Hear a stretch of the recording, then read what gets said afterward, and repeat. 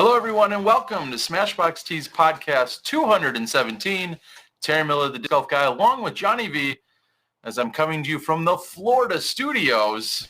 I didn't know we had a Florida studio. Well, we do tonight, and we just might have a very special guest who's going to join us in a little while. We'll talk with him or her and get some updates on the road, what's going on as we're closing out the tour season, find out what went down this last weekend at the Hall of Fame Classic, maybe talk a little bit about a special day that just happened, maybe a birthday perhaps. So there's your hint for who might join us a little bit later. But first off, I'm in Jacksonville, Florida. Just came down from Augusta, Georgia, where I was for the last 4 or 5 days. We're here, of course, the Golf Pro Tour Championships coming up this weekend. And again, I want to lead talking about how blessed, I believe, knock on some wood here, how blessed I think we're going to be if the weather can hold off for us this weekend. It's like 95, 96 degrees right now or today, a little bit nasty, and I think we're going to see mid to low 80s throughout the weekend. So looking forward to a little bit of a cold spell to come through in the next 24 hours. Well, and it how looks cold like, is it, Johnny? I don't know, but you're a little, your video, no, you're a little glitchy. Some words are dropping, but on top of that, I've noticed that I think YouTube is down. Wow. Yeah, it appears to be as well. When I go out to our YouTube page, is that all of the YouTubes? I think all of the YouTubes are down. Do we break the internet tonight? We may our have podcast internet. I think we blew up the internet tonight. We broke it officially. Wow, that's incredible. Well, I guess we're going to keep going. I see that we'll have everybody be able to join us as the internet and YouTube catches up with us. Or nobody's seeing or hearing anything right now, or don't we know? Well, nobody's on, as far as I know, nobody can get on YouTube, but they could. I bet you they could get to our Twitch page. Oh, Twitch is about to blow up. Are we also heading out to our friends on Facebook? Facebook didn't want to connect either for some strange reason. All right. Yes. So yes, I am seeing it on Facebook right now. Somebody said, Chris Rodriguez had said, it finally happened. I want my SmashBoxxTV tonight, though. YouTube crash 2018. YouTube crash. Well, what I'm going to do is I'm going to actually post a link out on our Facebook page telling everyone that they can find us on Twitch tonight. So here, let me do this. That's exciting. All right, so for our all of our audio listeners, yeah, believe it or not, as soon as we went live, it sounds like all of YouTube, I can't imagine they're going to be down for more than a few minutes, but we'll make sure that we're pushing out to both YouTube and Twitch, and we'll see what's happening here. This is crazy. I know this is a first for us that that YouTube actually is down. Wow. Huh, incredible. I mean, and I thought like Pro Tour Championships was going to maybe bring it down this weekend with all the coverage and viewers and the excitement. Yeah, we're going to see what type. Well, nonetheless. Yeah, we're going to see all this fun stuff tonight to see if our Smashies will go over to the Twitch stream and follow us there tonight, and we got a lot of fun going on. How does I'm going to go out and look for the Twitch stream myself, Johnny. That would be twitch.tv/SmashBoxxTV. All right, we'll see. I'm going to head out to Twitch, and it looks like we're live there. Yeah. Interesting. Yeah. Is this going to force everyone to go out and become Twitch viewers or subscribers? Possibly if they want to log in or send a message. Maybe. All right. We'll move on from some technical difficulties, and we'll just have to keep moving. I would be willing to bet that any minute now YouTube will come back up and it'll be available for everyone. So do we want to fill time here? Want to keep moving as if this is everything's going normal? How do you want to handle this, Johnny? I think we're just going to push ahead like normal because we don't know how long YouTube is down. It could be 5 minutes. It could be 20 minutes, but I don't think we really need to sit and dwell on that because most of our viewers do listen after the fact, and who knows if even when YouTube is up, if the live streaming will be going up. So this is a first for us, and we Smashbox exclusive. on Twitch. Yeah. All right. Well, as we were saying, welcome again, everyone.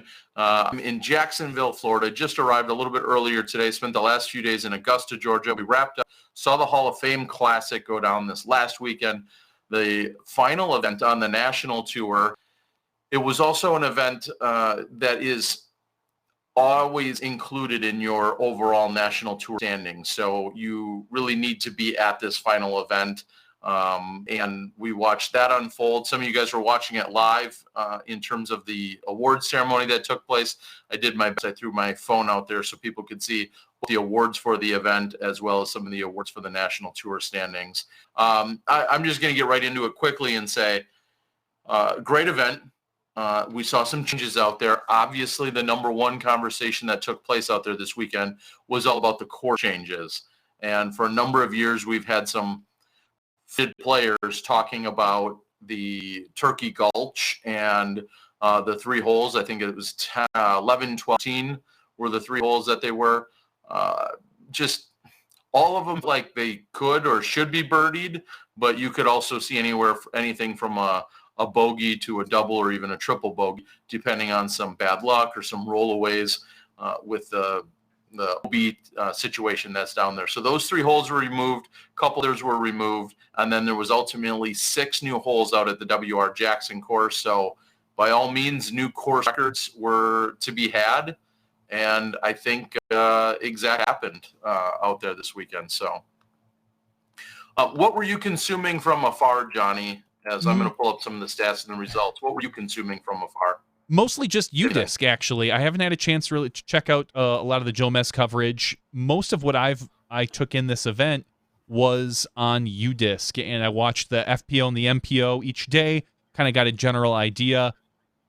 It looked like it really came down to Mcbeth and Barsby in the MPO division. They kind of gave themselves a little padding, so to speak, 3 or 4 strokes going into that final round, and no one was going to be able to really catch them unless one of them faltered pretty poorly. And I don't think that the way either of those guys are playing in this last half of the season that was going to happen. And it ended up that, being able to lay up on the final hole, actually, from what I saw, was Paul Mcbeth winning over Greg Barsby by a single stroke. And then Greg had a 5-stroke cushion over Michael Joe. All 3 of the top players, the 3 top finishers, shot 10 down. Yeah, so it's just incredible what was going on out there. And I thought I saw a little bit of a mention of it, and I was just double checking for myself because I didn't look too closely at the scores. Paul Mcbeth in round 1 had a single bogey on hole number 7. And during round 2 had, I believe, no bogeys. And then on round 3 also had no bogeys. So he took 1 bogey on the entire weekend, which is pretty incredible. Barsby bogey-free during round 2. Let me do this in order. Sorry. Barsby had a single bogey in round 3. He had no bogeys in round 2, and then he had a single bogey and a double bogey in round number 1. So combined, what was that, 3-4 bogeys between the 2 of them for the entire weekend. Very, very impressive golf. Pretty amazing on that course, considering how wooded and how accurate you need to be. Any given spot, any given hole, you can get knocked off the fairway by 10, 15, 30 feet. And to be able to get through that course this cleanly, you can tell these guys are playing at a level at the end of the season that you don't want the season to end. You want to see what these guys can do for another month or 2. I'm sure they're burnt out and they're ready to be done, but from a spectator point of view, man, these guys are just firing on all cylinders right now. Well, and it's funny because there's a little update, a little bit. Yeah, I can only tease this out so far. So when the women teed off first, or I'm sorry, they've teed off last during the first day. It was kind of in reverse order from what we're used to seeing. So they went out, and I believe it was an 11:50 or a noon card for the women on the first day. And when I had got there, I went out to the back, and what used to be old hole 10 is now new hole 14 on the Jackson course, and watched just a couple of cards come through. And Paul Mcbeth had come through. I believe he was playing with Dave Feldberg and a couple others, obviously, during the first round. And he was on hole 14, and I watched him throw a drive. If they want to go back and look at it. And I watched him throw a drive, and it was, I just go and say, by his standards, it was less than impressive. And more importantly to me, I almost had this sense as if he didn't care. And clearly he cared. Clearly he went on to have a great round. It looks like that was his last par that round, and then he rattled off 4 pars to finish the round. All right, 4 birdies to finish the round. But he just had this look, and I don't want to call it exhaustion. It almost a sense of like, eh. And he was looks like he was actually only about 3 down at the time, and then put together 5 or 6 pars. So he was feeling a little bit spent at that moment before he then rattled off, like I said, the last 4 birdies. But interestingly enough, and I found this out a little later, he was still sick this weekend. So that was kind of a big story. Yeah, that was the big story at USDGC, is that he was not feeling a par. Would you say he was below par? I don't know. Anyway, no, you'd have to be over par if you're not feeling par? well. Yeah. So he wasn't feeling well, and as USDGC wrapped up, and then he was just telling me that he still didn't feel well this weekend. And not to be too graphic, but he said he even vomited during the final round this weekend. Ew, yeah. I guess I was too late to say too graphic, because then I told you. But anyway, well, it tells you that he clearly recovering from this little bug or big bug or whatever it is that he has. So he clearly cared, and he clearly still went out and got it done. So pretty impressive to know that he was sick, playing this tough course, managed just 1 bogey or so on the entire weekend, and he's your champion. No surprises. Who else we see out there? Johnny McRae finishing in 3rd, tying Eagle McMahon. Some of you guys saw, I believe, on the Instagram feed, Johnny McRae canning like a 50 or 60-foot turbo putt on his final hole of the round. Walk away with what an amazing shot in general. I mean, Johnny's known for throwing the turbo putts, but ultimately he even watching him put those down that are that far, it's really quite amazing. So that was exactly it. He eagled the final hole of the tournament. He had a clean, kind of sporadic round throughout the final round to finish in that tie for 3rd, but eagle final hole with a huge turbo putt, which the crowd just erupted when he canned that. It was pretty cool. Now, do you think Michael Johansson and Eagle McMahon for 3rd? Did he turbo putt that because it was the best shot for him? Did he have something, or did he do it as a little bit of a little showy gesture, so to speak, for the crowd? That's a good question. I could not answer that truly. I couldn't tell. I mean, I saw the mention, or I'm sorry, I saw the post of it. I'm assuming it. I don't think he was out there showboating or trying to just to be tricky. I'm assuming that was just what he felt was, the best approach to try and make that putt, and clearly that's what he's talking about. So, but anyway, it's out there. You can go find it. Like I said, I think it was put up by the PDGA page. All right. Wow. Sorry, I'm just checking back in on Twitch. Looks like we've got some people that have converted and come on over, so that's good to see. Let's move over. Before we talk about any of the other divisions, we definitely have to then talk about the FPO side of things. And can I use the term a classic battle, Cat and Page? You could use that term if it was a battle. I didn't. I'll say this. At no point really going into that last round did I think that Paige, not that she had a chance to win, but that she was in contention to win. She just couldn't. I mean, she shot a +5 that round. Cat was at even. Cat's back-to-back. She clearly likes these courses, or at least plays well at them. But Paige starting out the round with a double bogey, and then the next hole, Cat birdieing it. I kind of thought at this point, all Cat has to do is just tread water in order for her to really make it. And sure enough, like, that's what she did. I mean, couple bogeys, couple birdies. Paige just couldn't put together the birdies, and it was the Katrina Allen show. It really was. She played really, really well throughout the weekend. And one thing that I thought was interesting is the first round. What jumped off the page at me is all the birdies that she had during the first round on the back half of the course. She had 5 birdies in the last 9 holes. She just shredded the back. Then on the second day, she finishes with 3 out of 5 birdies, holes 14 through 18. So she takes 3 more birdies there. And then on the final day to close out the tournament, she takes 4 more birdies. So on the whole weekend, if I do some math, that's 4 and 3 is 7 and 5, 12. She had 14 birdies on the whole weekend. 12 of those came in the last back half of the course. So clearly, as she was finishing out around each of the 3 days, she got into a spot or she got to holes that definitely set up well for her, and then she took advantage of them. It's incredible to see. And you look at her score, which you can do it on UDisc, and that's something I normally wouldn't necessarily pick up on. I'm not much of a stats guy, but seeing, honestly, thanks to UDisc, but seeing and knowing, like, wow, every single day, like, she just kicked it into another gear on that back half. So very, very impressive performance by Kat.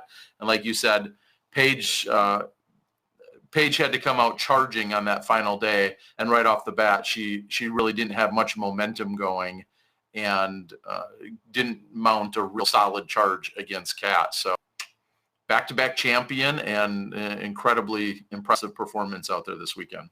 Yeah, and as someone noted on the Twitch chat board that we always reference and clearly are always talking about, that at one point Paige actually did have the lead in the second round for a couple holes, but then, as you said, Kat in that back 9 just pushing forward and really putting the hammer down. So it was a good NT. I felt it was a little understated, as it always seems to be after USDGC. But ultimately there was, there's a lot of stuff going on. We have Hall of Fame inductions. It's kind of, I don't know, this whole weekend just feels like, and maybe it's just because from a spectator point of view, it feels very relaxed. And I don't know if that's the way the players feel. I don't know if that's how it feels on the grounds, but it really, to me, comes off that way, that this event, you see less players than maybe you normally would at these NTs, and it just kind of floats through it. Yeah, it was, you're right. It was a little bit more relaxed, but it just goes to what we were talking about earlier. These players are spent.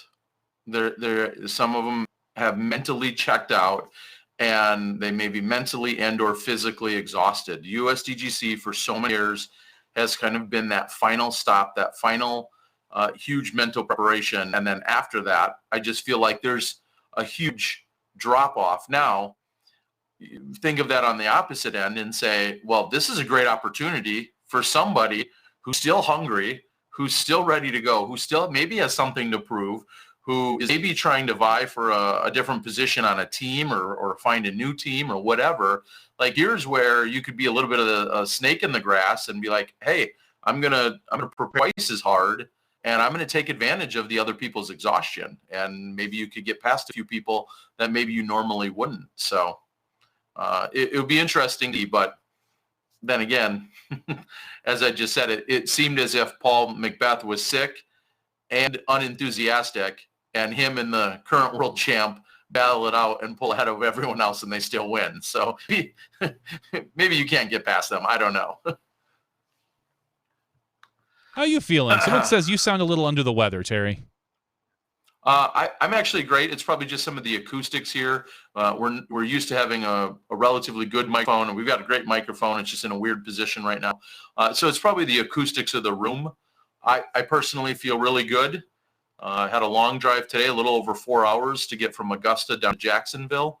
And overall, I'm tired. I had a run-in with my hotel manager this morning, we'll say. But overall, I feel great. I'm good, and no problems whatsoever. I'm just tired. All right. Well, we're all glad. We're glad you're feeling well. I didn't know, maybe the cat, you maybe caught something from Paul or something. I know how you like to just kind of follow him around, and You know? Yes. When I like to pick up all his discs and just maybe accumulate a few of those germs, that come off his disc. Hey, if they can, no, not at all. if they keep you between the trees, I'd take some of those germs. Yeah. And also thinking about not only the acoustics, as maybe somebody mentioned, the internet connection, us going through an additional connection as opposed to sitting next to one another, I'm sure isn't helping the overall quality of things. Although so far, again, knock on wood, I'm pretty impressed with what the Microtel here has to offer in terms of info. Yeah, we'll hope that it keeps going. It's got a little glitch that people can hear every now and then. It's a little click that seems to drop every word every 30 or 40 seconds, but it's not too bad, honestly. It just kind of clips it. Okay. All right, well, let's talk, now that we've talked about the results, why don't we get real quickly into a little bit of the National Tour Elite Tour standings. I've pulled up the tour standings, and first we'll talk about the FPO, seeing as how we are already kind of in that mode. And winning the FPO National Tour 2018 women's point total, Paige Pierce, with a grand total of 490 points, taking home $2,500 for that year-long performance. Second place, Katrina Allen, taking home $1,700. She had 476 points. Third place, Sarah Hokum, 461.5 points, $1,300. Fourth place, Lisa Fakis, 434.5 points, taking home $1,000. And then we'll go fifth is Jessica Weiss. Sixth is Paige Bjerkes. Seventh is Kona Star Panis, which is a little bit of a surprise to me. Eighth, Madison Walker. Ninth, Ellen Widboom. And 10th, Vanessa Van Dyken. And I only say Kona is a little bit of a surprise just because I would not have expected her over Madison or Ellen. But Kona did hit all the NT events, it appears. She had, she got across. She was able to drop the Delaware event out of her ratings. So that's your top 10. Just missing out, giving her a big hug by 4 points, Zoe Andyke. Sorry, Zoe. Next year. Now, was Zoe at all of them, or did she? No, Zoe missed 2 of them. She missed Las Vegas, okay, and she missed Delaware. Okay. So, all right. And it appears the Hall of Fame now. It looks like the way this works is that you get to drop one of the first 5, and then you do not get to drop the Hall of Fame. That is a mandatory event, which is how they get you. How they get you to get there. They don't let you drop. Exactly. Correct. So there's your top 10 plus Zoe. All right. And I in talking to Kat and Paige as things were kind of wrapping up, I forget the exact numbers, and I'm not sure they even knew for sure, but there had to be something like 4 or 6 women that had to finish between Kat and Paige in order for Kat to be able to catch Paige on the national tour standings. So obviously with Paige finishing directly behind her in second place, there wasn't enough of that separation. But it was something along those lines of what needed to happen. And as I interviewed Kat at the end of my video blog, I said, you won last year, you won this year. Is this course suit you or whatever? What is it? And she just said, I feel like it's a thrower's course, and she just really enjoys playing out there. So to see the great performance last year and then following it up this year by Katrina. And some people will sidetrack quickly. There was a little bit of conversation, and honestly, I don't even know where it all finished, and I didn't even follow most of the conversation. But during the opening round, and maybe you caught some of it, Johnny, during the putt on hole number 7, Katrina had thrown up toward the basket. It hit the basket, and then it rolled. And then she again, and it had rolled. But in one of the rollaways, it had actually gotten sopped by her bag, which she kind of scurried over to try and move in time, but she didn't. And she actually fell in the process, like herself. She had fallen. And it sounded as if there was a discussion that took place after that. Because some people saw it in the video. At the time, I think she even said to the whole group, and I don't know if it's still in the video, but she had said, like, "Oh, am I in trouble?" or something like that. I mean, she was flustered a little bit, and she should have been. I mean, regardless of what happened, she should have been penalized for that. So But I mean, that's only if you catch it on the spot, because we can't use video evidence to go back and do that. And it appeared that, if I remember correctly from the commentary on the FPO footage, was it Paige and someone else that had said that they didn't think it really affected it, so they didn't call it? Or maybe they just didn't see it properly. Well, I know that it was ultimately Haley Child along with Paige Pierce who did the commentary, and I'll be totally honest, listen to it only because I was trying to get the commentary, get it on the file, and then rendered and put up as quickly as possible. So I kind of just with the start and the finish of it. So I had to their comment on. I just know that the next day there was a lot of talk, and of course on my channel there was a lot of talk about it as well, as to whether or not she should have been penalized there. And it's funny because before I even talked further about it, I wanted to look up the rule myself. There's a lot of yelling back and forth, arguing forth as to how it could have or should have been handled. So I was going to look it up myself. Yeah, be careful, because your internet is a little sketchy. So anytime you're going to be doing internet searches, it's going to be taking up the limited bandwidth that you do have, Terry. I've lowered. I've lowered the quality I can send you almost down as far as it goes at this point. But correct, it should have been, I believe, a 2-stroke penalty, and it. I mean, clearly she won by enough where if you go back and look at it, it's not going to matter. Now, how that cascades down if this happens during the first round, or if this is called during the first round, that is a whole nother parallel universe that we can't really even speculate on. But ultimately, you can't use, as we said, you can't use video evidence, and the TD is allowed to give you penalty strokes up until the awards are handed out, I believe. After the awards are handed out, I think that closes the event at that point. Yeah. Something along those lines.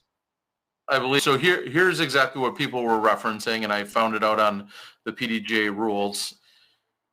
Under interference, I would think the most practical, and there's 8 different, I'll say, instances or references to it here, but if there's the argument to be made, which is exactly where people were going with it, was 8, let me double check just so everyone knows, 810 interference, section F. If a player or equipment interferes with their own throw, the player is assessed 1 penalty throw. The disc is played where it first comes to rest.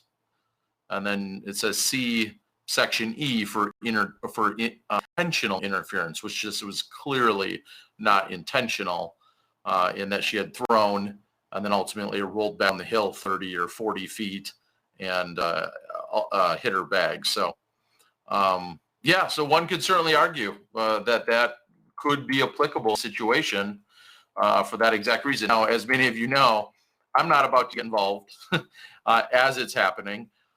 I had kind of mixed emotions, and I wasn't exactly sure how it were to be played out because I didn't bother pulling out the rule book. That would have been a good reference point.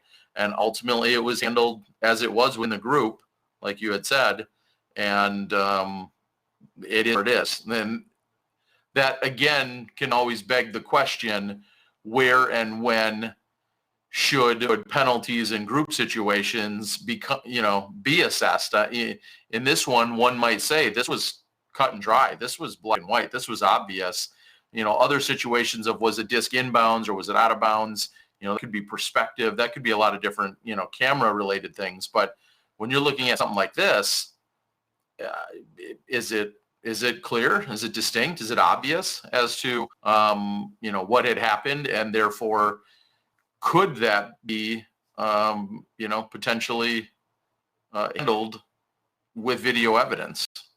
Does this make a case for it? Maybe would be the best question. I don't think so. In any situation. At this point, I'm still on the bandwagon of we can't go back and use video evidence. Okay. I think it's a Pandora's box until we can maybe spread out a little more some of our video coverage. If you had the top 3 cards in each division, maybe I would start to think about it, but I don't think we necessarily are there yet. Well, and that's one of the arguments that is to be had out there. I mean, just make up an example and say this exact same situation happens on the second or the third card of FPO, and it's handled the exact same way. No one's ever talking about it. That's the end of it.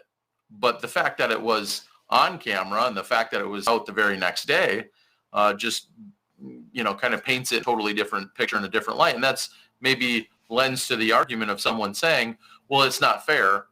These people have cameras and, situations are handled one way, where if every card's not being covered or more cards aren't being covered, then it's not fair to have video evidence, so to speak, for one card, but not necessarily another. So. Exactly. But ultimately, it didn't really end up affecting too much. No. And the National Tour standings are as they are, 1 through 10. Let's talk about the men's 2018 National Tour point total. In first place, not a big surprise with the way he started out the season, taking 3 of the National Tour championships down. Eagle McMahon, $6,000 prize, had 477.5 points.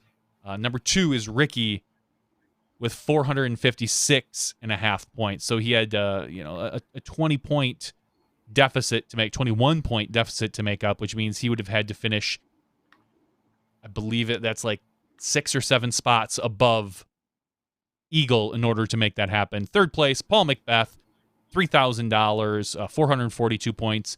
Kevin Jones, the man who doesn't like par, didn't even want to take third. He didn't want to take a 3 here, so he took fourth. 391 points, $2,000. Fifth place, the guy who grinds it out every year, Paul Ulibarri, at 379.5 points, $1,500. And rounding up the top 10, Drew Gibson at 6th, Philo Brathwaite at 7, Seppo Payu at 8, Nathan Sexton at 9, and Simon Lizotte at 10. It looked like they paid down a little more for the men, so I'll just finish rattling those off. Austin Hannum, 11, Grady Shue, 12, James Conrad, 13, Greg Barsby, 14, and Zach Melton at 15. And getting the big hug, the man who just missed it, in 16th place, couldn't squeak into the final spot this year, the one and only AJ Risley. If only we could get a word from AJ Risley. I just want to know how he feels right now. Think about it this way, Johnny. Last year, it was his birthday on this weekend, just as it was this year. He found himself on the lead card. He had this great performance that also then pushed him into the top 10 to get into that bottom NT spot. And this year, unfortunately, the break just went the other way, being just barely out of that spot. It was also his birthday, but it's barely out of that spot. They don't take your birthday away for that? Short. They don't take birthday away. I don't know if the spankings feel any better or worse at that point. But if there's one thing that we can do, we can extend a SmashBoxxTV big hug. Bring it in, AJ. Oh, hey. Oh, thanks. All right. Another one. Whoa. All right. AJ Risley is going to sit in for a moment, or actually maybe longer. I'm going to throw those on if we can find a good way for you to join us. Johnny, I don't know if you have to adjust the shot. I can't really see what's going on, but we'll get you in frame. Oh, all right. Look at that. I got you under control. We knew it was happening. They're not real quality headphones. I'll give you that. That's so AJ Risley joining us here in our glorious Microtel studio, Jacksonville, on Twitch. This is disc golf life. This is the height of like you said, the height of disc golf fame right here. I used to joke with a few people about like what are some signs that you made it in the sport. And some of those would be like, well, if you only write your first name on the front of your disc, you don't even bother putting your phone number or PDGA number. True. If you lose your disc, it's coming back to you because it says my example is just Val. She didn't even put her whole name on the disc, but she made it. So there you go. That's all she needs. And now this is like making it. And now this is part of the list. Is that's where you're going. Once you're in the Florida studio for Smashbox on a Tuesday night, and you broke YouTube. Oh my God! Yeah. Dang, that's something else. Well, thank you for joining us. So let's recap a little bit of your experience. I know you came up just a little bit short of a goal or two here this weekend, but recap this weekend for yourself. What all went down out there? Well, just the tournament. Or, sure. Well, we'll start with that. I mean, I got there a little early, and they had I kept hearing about new changes to the course. The Turkey Gulch was not as well liked as the course designers had hoped in the past. So they took those 3 holes out, and I think another hole, old hole 15, and 16. And so they added some new holes on the south side of the course, and so I got to play those. They were great. New holes is a challenge sometimes, and obviously a lot of them were like pretty raw, as we'll call it, where they cut out the big trees, mowed a bunch of the weeds and brush out, but really I like the design of all those new holes. And the course looked beautiful. The weather was hot, but it was nice the whole weekend. No rain, even though there was a hurricane. But yeah, and then as far as the tournament goes, as like you said, it really ultimately came down just to one stroke. And I mean, whenever that's the situation, you can't just be like, well, I played perfect, and except for that one 50-footer that bounced off the rim. It's like, no, this was for last cash. And so I had a lot of struggle up there, but really it was mostly on the putting green. It felt like I was throwing the disc off the tee really well, exactly, executing my game plan how I wanted to off the tee. I really only had maybe like a handful of drives out of the 54 that were like, oh boy, those are bad, like out of my hand. So, but if you look at the stats, and I mean, just go to player stats. Oh, player stats. Player We're gonna stats. look at Risley. And then it goes to all rounds. But if you sort by fairway hits, I mean, I've looked at this for hours. There's only and they didn't change. No, but it's like fairway hits. I was third. Circle 2 in regulation, I think I was top 10. But then the real kicker was putting. There were 67 people in MPO, and I've finished outside the top 60. So it's like pretty obvious where the circle 1 putting, that just killed me. And so, and then really it came down to one stroke kept me out of cash, and one stroke ultimately kept me out of the points series, that top 15. But so that's what happened. Well, and to that, like, it's crazy that an entire season, and it's not really worth telling on because we know you're going to be back next year and so on and so forth. But it's whoa, spoilers. Yeah, but it does speak to how every shot counts, how it's so important to never give up, to never get too frustrated, to always be grinding, because little did you know, one stroke would make such a huge impact. Oh yeah. Overall, especially when you're talking about the entire season out on the national tour. And I mean, I can say, and really, it even came down to the last hole of the tournament. A chance to give myself a short birdie putt, but I didn't. But then I look at the whole season, and I had a terrible finish in Las Vegas. Started off the tournament great. I think I was on chase card going into the 3rd round, but then I finished somewhere 40th, something like that. So it's like So if I could have kept things more in control there, then, we'd be having a different conversation. We'd be in separate suites right now. Yeah, Possibly. instead of all shacked up. Yeah, you'd be living larger. Right. I would have bought. Yes. I would have bought Outback earlier. Yeah. Well, and it's funny. And speaking to that point, you think about. I always think of the football games. How often the final, obviously, it can come down to the final kick by the kicker, but it's real easy to forget the 2 turnovers in the first quarter. It comes down to the end. That's what feels the most memorable. And so when you miss a putt or you shank a drive late in the round, it's so easy to kind of point to that. But really, like you said, you finished 2 spots higher in Vegas and different story. And that was 6 months ago. Yeah. So, but yeah. So all right. Well, you spoke a little bit about the changes out on the course.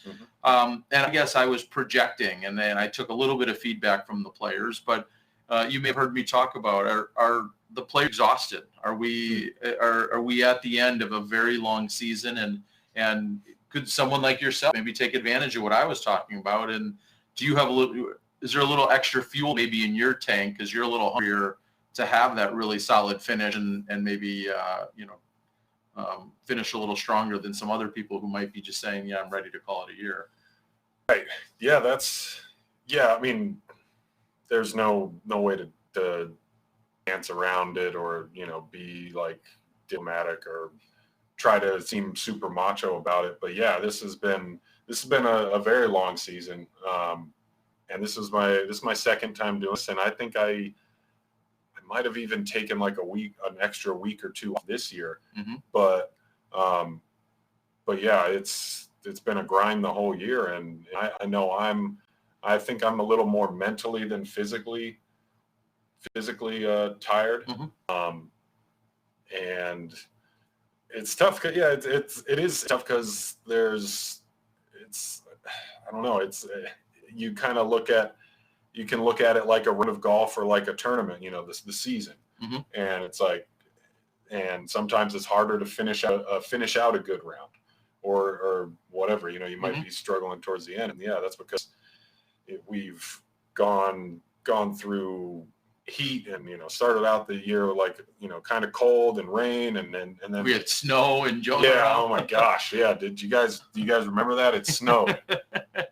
Yes. And then it's 96 today and we're in the middle of October. Yeah. But it's been, and exactly. It's been like the past month or 2 has been humid, hot and long rounds. And so it's like, there's that, there's all the pressure of, this past couple months has been, it was like MVP Open and then Nantucket was a nice little break in there, but then Worlds, Delaware, USDGC. I think I took a week off, but like USDGC and then Hall of Fame and then now Pro Tour Championships, which you could kind of say is like, but not really because there's still a lot. There's still a lot of money on the line. Still a lot at stake. Yeah, there's still a lot of exposure that you can, we can use to our advantage. But yeah, and I was telling someone else about how after I think I took a week off in June, but then flew out to Minnesota and played the Minnesota Majestic and then did 12 weeks in a row.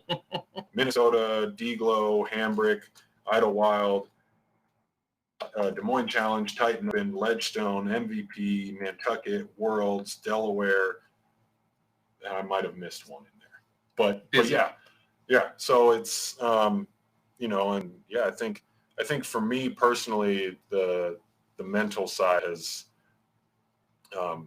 kind of hit a little bit harder than the physical side. And I looked on Facebook I think it was yesterday, and Colton Montgomery post, and I was like, kind of weird because I've been saying like the same thing that he wrote has been like the same thing I've been telling myself the past couple weeks and that I've told other people. And it's pretty much, in my mindset is the same. That's what I'm saying is that, I'm really looking forward to the season, and not just to get home and maybe take a week off and relax and see my family and do things with them that I haven't done pretty much all year. But the thing that I'm most excited about and looking forward to is the chance to practice on my game and not just practice on, what does this New World web course ask of me? Yep. What does Iron Hill ask of me? What does Maple Hill? What does whatever course that we're playing, or what does the field ask of me? Like we've had insane national tour fields that have just been extremely competitive. Like the past, I guess it's the past 3 has been Hall of Fame, Delaware, and Beaver State. There wasn't one. Was there one? I don't think there was. That sounds like the one. Yeah. But those have been extremely talented fields. And Beaver State was the best example. That was a full field of 90 players, I think it was. And I don't even remember what the average player rating was, but it was like 10-19 or something like that. Or it was crazy. Yeah, I think you're right. It was crazy. And I know I got like a place or 2 above last cash, and I was super stoked on that. But I shot 4 rounds in the 50s. I shot 20 under for 4 rounds. I've averaged over 10-20. And I was just ecstatic. And then I'm looking at a leader, going. But why am I not up here? Looking at the leaderboard, and I'm just like, there I am, $275. Huh? Yeah. And so it's like, sometimes that kind of, it's hard not to let that like seep into our mind week after week. Because for me, I'm currently 10-17. I've been 10-10 for now the majority of the year, which is, we can talk about that for another hour if you want. That's 2 or 3 hours worth. Yeah. That's still blows my mind when I look at it, coming from the background that I had. But a 10-25 average weekend on difficult courses feels amazing. Mm-hmm.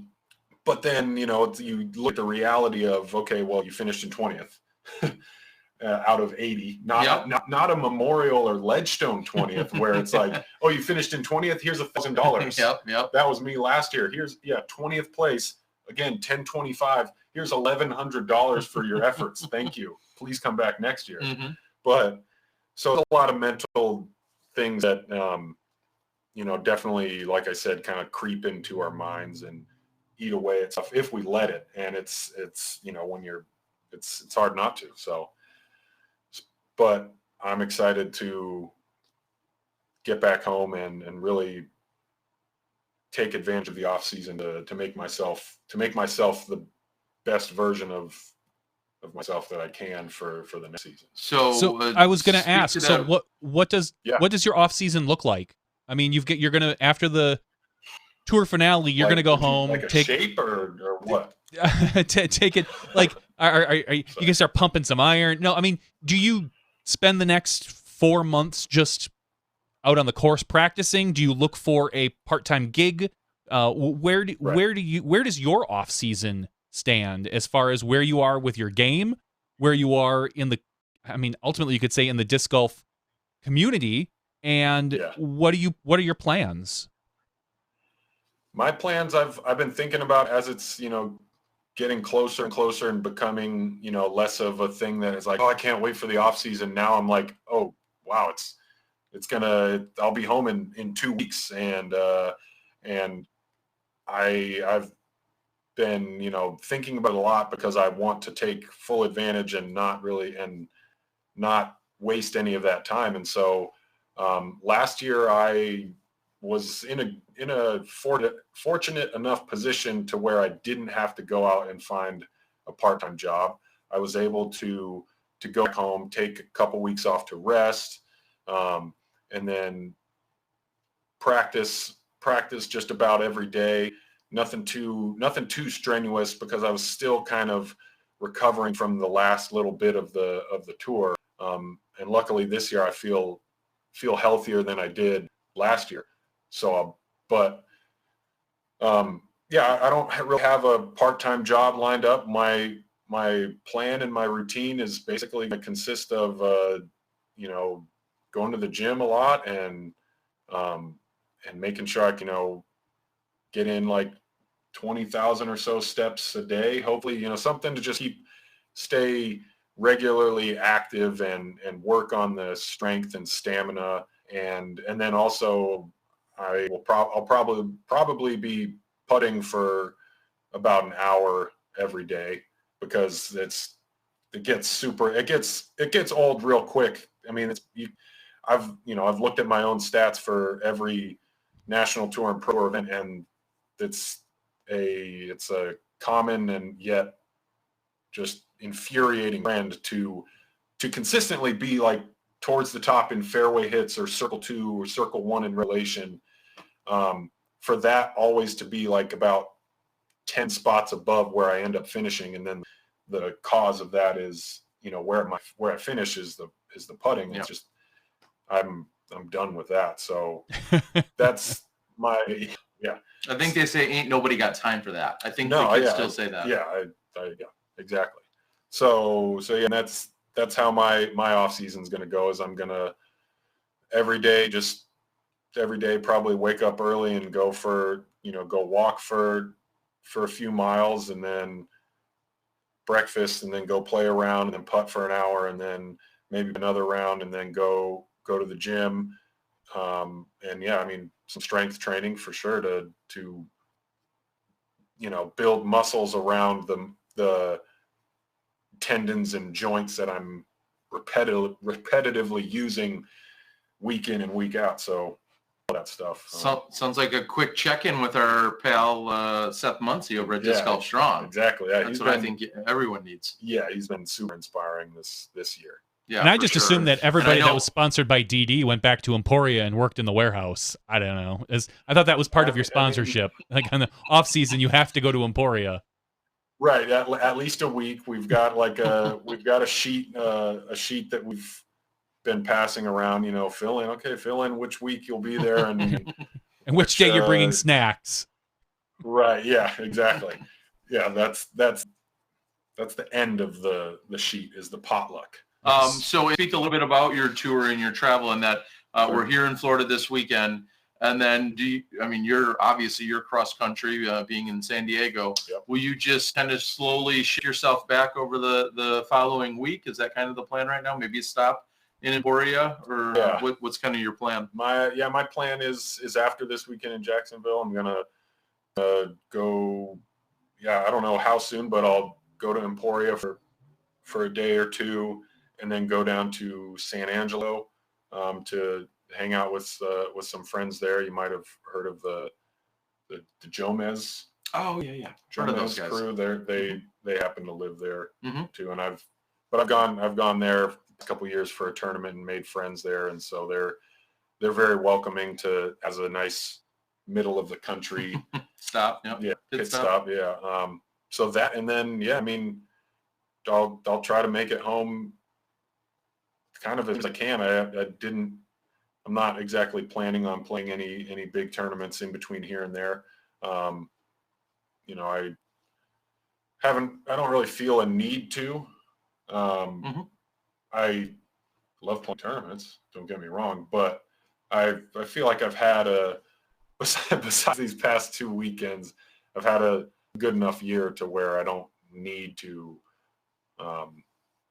try to make a little bit more money at a couple more tournaments. I mean, you're going to make us throw around that hashtag Disc Golf Rich tagline, aren't you? That's what it sounds like. Hashtag Disc Golf. Hashtag don't need it. Disc Golf upper middle class. All right. Well, a good year. So a great question and a great way. Matt Simpson was out there this weekend helping me out. He was on the catch cam, did a tremendous job editing. Thank you for all the help from over at Country Disc Golf. So make sure you also subscribe to the channel. But he had asked a great question on the board, just saying, in the off season, is that when you'll find yourself maybe dabbling in or checking out some Trilogy, Family Disc, DD Disc, Latitude, Westside, whatever, known as Trilogy, collectively referred to that way. Will you try out discs, or do you do that throughout the year from time to time whenever it's convenient? Yeah. That's definitely the the best time to do it for sure. During the off season, because like I kind of alluded to earlier, you know, when I'm at home, there's not as much pressure to be at the very, very top of my game. You know, I'm going out there to practice, to see to assess where I'm at, and then, you know, from those assessments, you know, make improvements. And so part of those assessments will be different molds and seeing what I might have overlooked or, you know, whatnot. I mean, it's way easier to do that in the off season than preparing for a tournament and trying to fit new discs in the bag, which I've tried not to do a whole lot of this year, and I haven't. And I was just going to say, is there one disc off the top of your head where you're like, yeah, I'm excited to get out, you know, for 4 or 8 hours or 1 or 2 days? Are there any 1 or 2 discs that you're like, okay, I'm excited to get out to the field with these? I would say EMAC Truth. Okay. At the beginning of the year, the first batch of discs that I had them ask me to send, so I cast out this dynamic disc. My .com.net. Yeah, my great sponsor. Bobby and EMAC and Robert, they all do great jobs. Check out their podcasts. Are they watching? Of course they're watching. They just log in so they can claim that they're not. Oh, they're. But we assume they are. Right. Okay. Anyways. But yeah, I mean, I tried out some EMAC Truths, and for some reason they weren't fitting into my game exactly, or what I had kind of like hoped that they would. But then I tried like the normal Truth, which I call the pre-Mac. Yeah, because of course. Yeah, the mold before it was the EMAC Truth. Clever. Yeah. It's Did in my. you trademark that? That's in my book. Okay. By the way. Thank you, Jim. But yeah, I've been throwing the heck out of the Truth. It's been like the best disc in my bag for this last like quarter of the season, and so I'm excited to see if there's, you know, if I can complement that disc in any way, because the difference between those two, just to get a little specific and technical, is like the normal Truth has like a little bit of high speed turn and not a low speed fade compared to the EMAC Truth, which like I think it might be something like normal Truth is 5.5 -1.1 and EMAC Truth is 5.502. They feel pretty similar. So what I've gotten really in tune with is the feel of the Truth, and I'd like to see, you know, explore. That's another plug. I'd like to see and explore the EMAC Truth to see if that has a place in my bag. Sure. If you know, a good place or a bad. So essentially it's a little beefier, a little bit more stable. Yeah. And I think I've heard EMAC say it's how he envisioned his disc that's specific to him. It's kind of how he envisioned it from day one, right? For how he wanted it to fly. Yeah. And so hence the new EMAC Truth. Okay. Yeah. And I mean, if you're gonna take disc recommendations from someone, he's very high on that list. Certainly. And to follow all of that up. Is he watching? Of course. Yes. No, okay. I don't know. But to follow all that up, I want to send another thanks. This weekend, the PDGA had worked with me to come and cover the FPO coverage this weekend, which I told you earlier was just, it was truly a delight. Is really a good word for it. So I was there. The PDGA had funded all or most of that, I should say. And then to help that along was Dynamic Disc. And so thank you to the PDGA. Thank you to Dynamic Disc for making my coverage of the Hall of Fame women FPO division possible. It was a lot of fun. Yeah. And real quick, let's speak to that. You said you played out here at this course in Jacksonville. You played with Katrina and Austin today. Yeah. Katrina obviously winning this weekend. Right. Did you take any pointers or tips from her? I mean, after she won this weekend, or is there? I mean, she's got game, obviously. Yeah, obviously. I mean, she's always, maybe not always, but for a very long time been able to throw really far, and she has like really, really cool shot shapes, how she gets all that distance. And so I love watching, you know, how she gets out to 400 feet, literally. Yeah. And so that's really fun to watch on a course like that. On a course like we're going to play this weekend. It's open, short grass. She's got like possibly the best backhand roller of all the women. Mm-hmm. So that's fun to watch. Yeah. And then yeah, she's been working on her putt. Yep. Which is kind of, as she mentioned, has it's the putt she had in 2014. I asked her about it, right. and it's the putt she had in 2014. Sorry, you're possibly. Let's see. But yeah, if you bring Case over here, let's get you to sit down on that. He's going to step. Oh, I can maybe just do that. Yeah, or if you grab that case and we close it up. So we're going to do a little. Well, you know what we can do right now is we can take a quick break. We've got a great piece by Disc Golf Nerd, a review of the Latitude. Gosh, what timing. The Latitude core bag. So let's take a look at this while AJ gets situated, and we'll catch everybody back in about a minute and 37 seconds.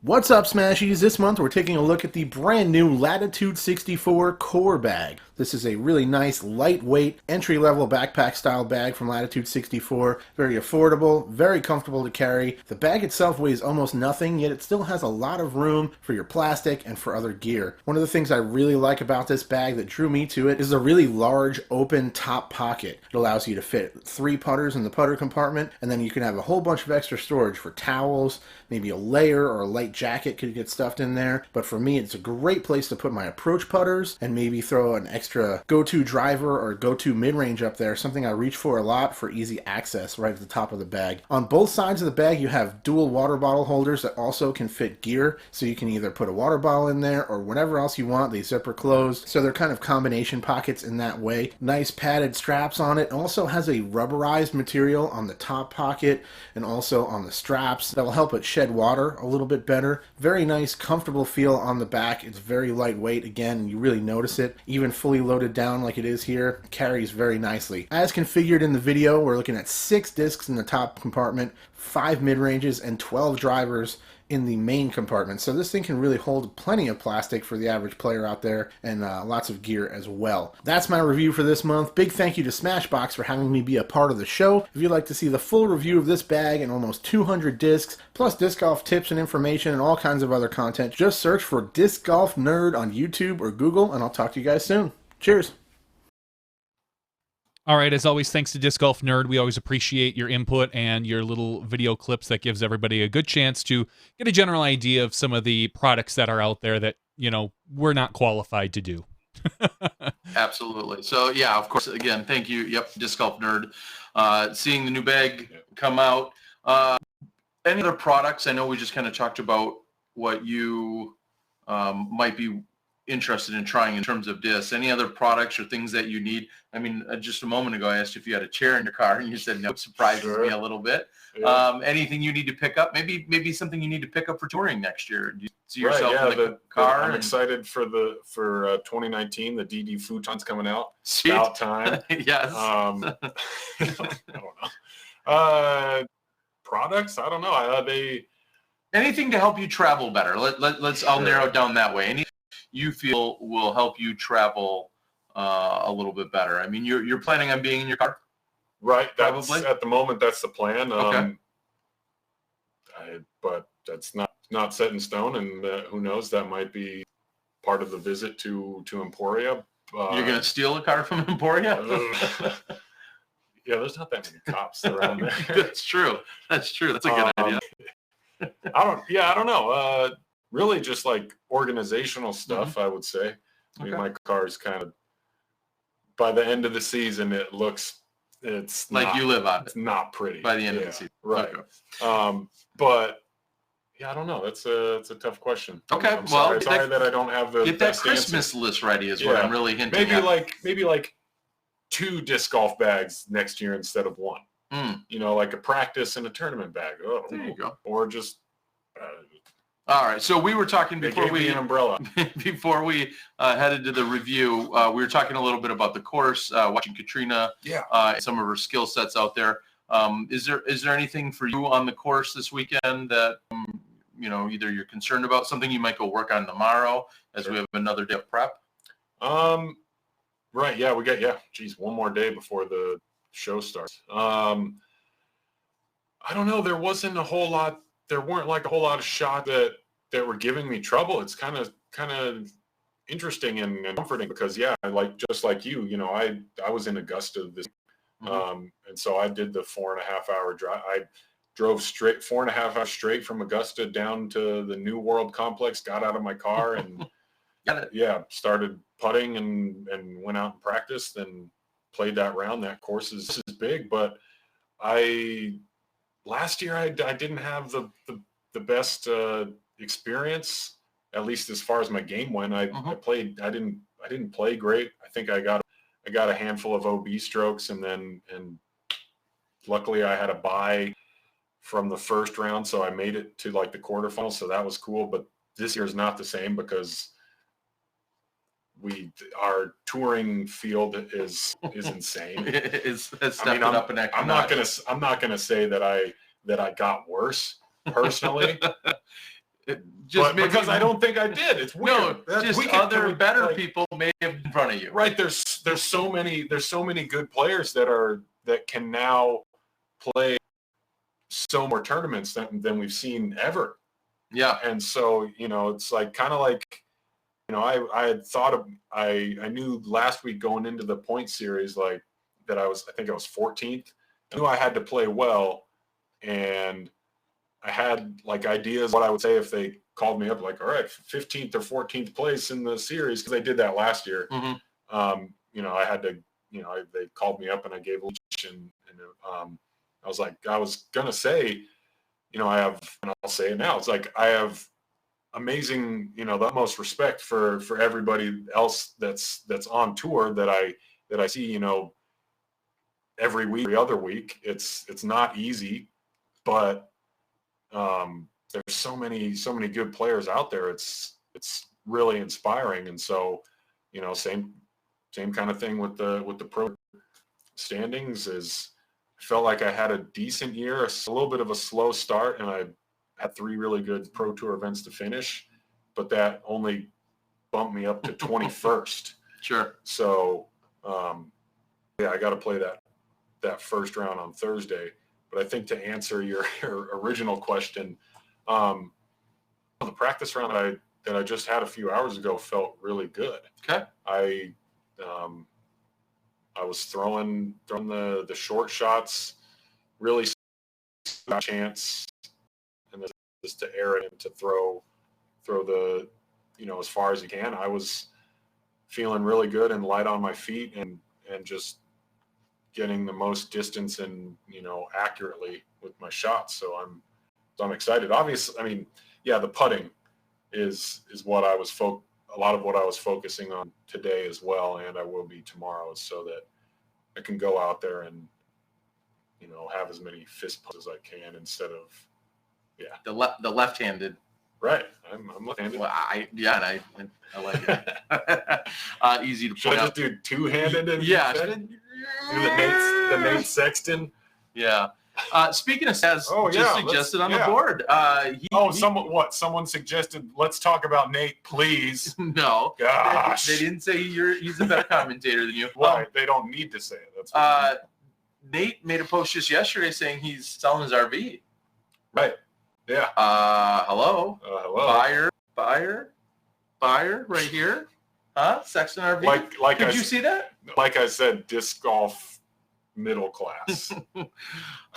So Nate Sexton, we're going to see him take on a little bit more of the, we'll just say sedentary.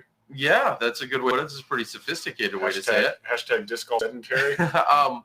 But he said he's going to be flying to more events, and we're not going to see him on the road. And Mr. Mom is a term I think that got thrown around somewhere. But and as a guy myself who was the primary raiser when I was home, my 2 daughters, I know that role quite well, and it'll be interesting. It's again a different dynamic to see out there as Nate Sexton just a few years ago, touring with Paul Mcbeth, then gets his own RV, tours with his family.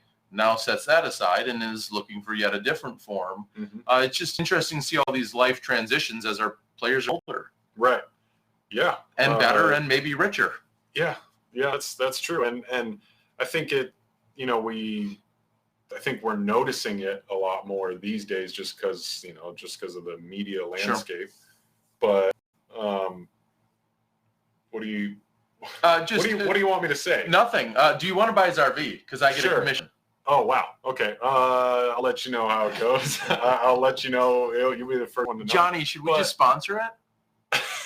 I mean, if we can get enough Patreon supporters tonight, is that the idea? Anything, right? No. Nope. Sorry. I've never seen AJ drive an RV. So. All right. Sounds like.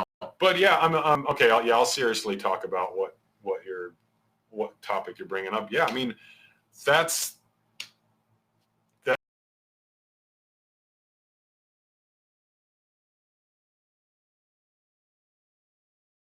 Oh, looks like we got a little bit of lockup action on Terry's internet. Wait, there we go. They're back. They've been good years. He's always, he's been 1030 for so long, 1030 rated, and he proves it. And so he finishes well. And then, so he's got a lot of, tournament earnings. And then he's got like the best tour fundraiser disc in terms of sales, like historically ever, besides the player, signature series disc, like an 11-time T-Bird or Firebird or Eagle, he's so yeah, I think that's that, like I said before, like, you made it in disc golf when you can be one of the top 10 in the world and play maybe 20 events. Yeah. And still be like one of the biggest names out. Wow. So, like I would have said on Sunday in front of my touring colleagues, is like I have a lot of respect for Nate Sexton because he's put in a lot of work at it, and in a tougher situation than I've had. It's like I'm super fortunate to live with my parents. They haven't kicked me out yet. I'm not married. No. I mean, no comment. No kids. Right. I don't have any kids. No comment. Or whatever. No child support checks or anything to be issued out other places. Right. So it's like, count your blessings. Yeah, sure. But so, to be at the top of his game at this point in his life, he's earned it, and he deserves it. He deserves to rip his suit. Like, even in the past month, she's like gained a sense of humor, and she like recognizes people, and so I'm super excited for them, him and Brendan, so that's cool. It's really cool. It is great as we're seeing all of these players are growing up before our eyes in some of a sense, and you're seeing them icons even transition. You look at, I mean, obviously you have to talk about Nate and Val, as they've essentially dropped off the tour entirely to solely focus on Bevel and their Instagram posts and all of their social media presence on Bevel, that they're wearing hard hats and they're knocking down walls and they're digging wells and trenches and what is it? What was one of them? Was Nate was soldering, soldering a couple wires together for like the display or the marquee or whatever. And sorry, Sexton, but you're the other Nate, kind of in my eyes. Like no disrespect. The other Nate to Nate Doss, who's like, like you said, an icon, which is him and Val, they've made it. They're good, and they have they're extremely happy with being married to one another. That's got to be a nice life. And then they've put in their time and everything that that they're now chasing another passion of theirs, and it's the next chapter. Right. In a weird way, like I think I don't know. It's like a comedian a few years ago said, you never heard of like someone getting divorced and then, and then being like super bummed about it. It's like you never hear of a happy marriage ending in divorce. Right? Sure. So it's kind of relatable in that sense. It's like if someone, except unless it's injury related. Yeah. For disc golf. Okay. But Yep. if Nate Goss and Nate Goss are gonna go start their, drop off the tour and they're both physically like able to play disc golf, then I'm like happy. Then I'm happy for them because they're getting to do what they want to do. If Nate Sexton if he's okay, physically and hopefully mentally too, if his family is okay, but he's not going to play 40 tournaments or 30 tournaments or whatever, and he's going to not be on tour full time, then there's something going on there. Absolutely. So, yeah, it's showing that they're not being chased out or forced out of our sport or don't have to give up. They're just simply moving on and transitioning to what their next goal or their next, dream or what's. And that's awesome that people are able to put themselves in positions to do that. Yeah. Where years ago, some people that may have fallen off or had to move on were kind of forced into that position to move on. And right now we're seeing some of these players not having to do that. Yeah. So it is very cool to see. A little bit philosophical, but I will say, what's in the afterlife for you? I mean, that's probably quite a few years away yet. Hope so. Yeah. I mean, what have you thought about in that next chapter? Or it's just, are there just too many options right now to even be thinking about that? Because we'll have a very different atmosphere, I think, in 15, 20, 30 years. Yeah. I mean, it's the atmosphere has definitely changed in the past 5 or 10 years. Mm-hmm. So who knows what the future holds for sport. For me in particular, I try not to think about it too often. It's kind of like that golfer's mentality, or really any athlete's mentality, is to have a short memory. Mm-hmm. And then, to go along with that is to not look too far ahead into the future. And so, I'm like very focused on what I'm doing in this phase of life, and because not only because that's it's because that's what got me here. Is I graduated college and I committed all my time to being a professional disc golfer and being, elevating my game and my brand and everything else that I do to put myself in the position that I wanted to be in, which is a touring disc golfer here right now at the end of the season. Whatever. Sure. But so I haven't thought of too much because I'm, trying to put all my eggs into this basket. But,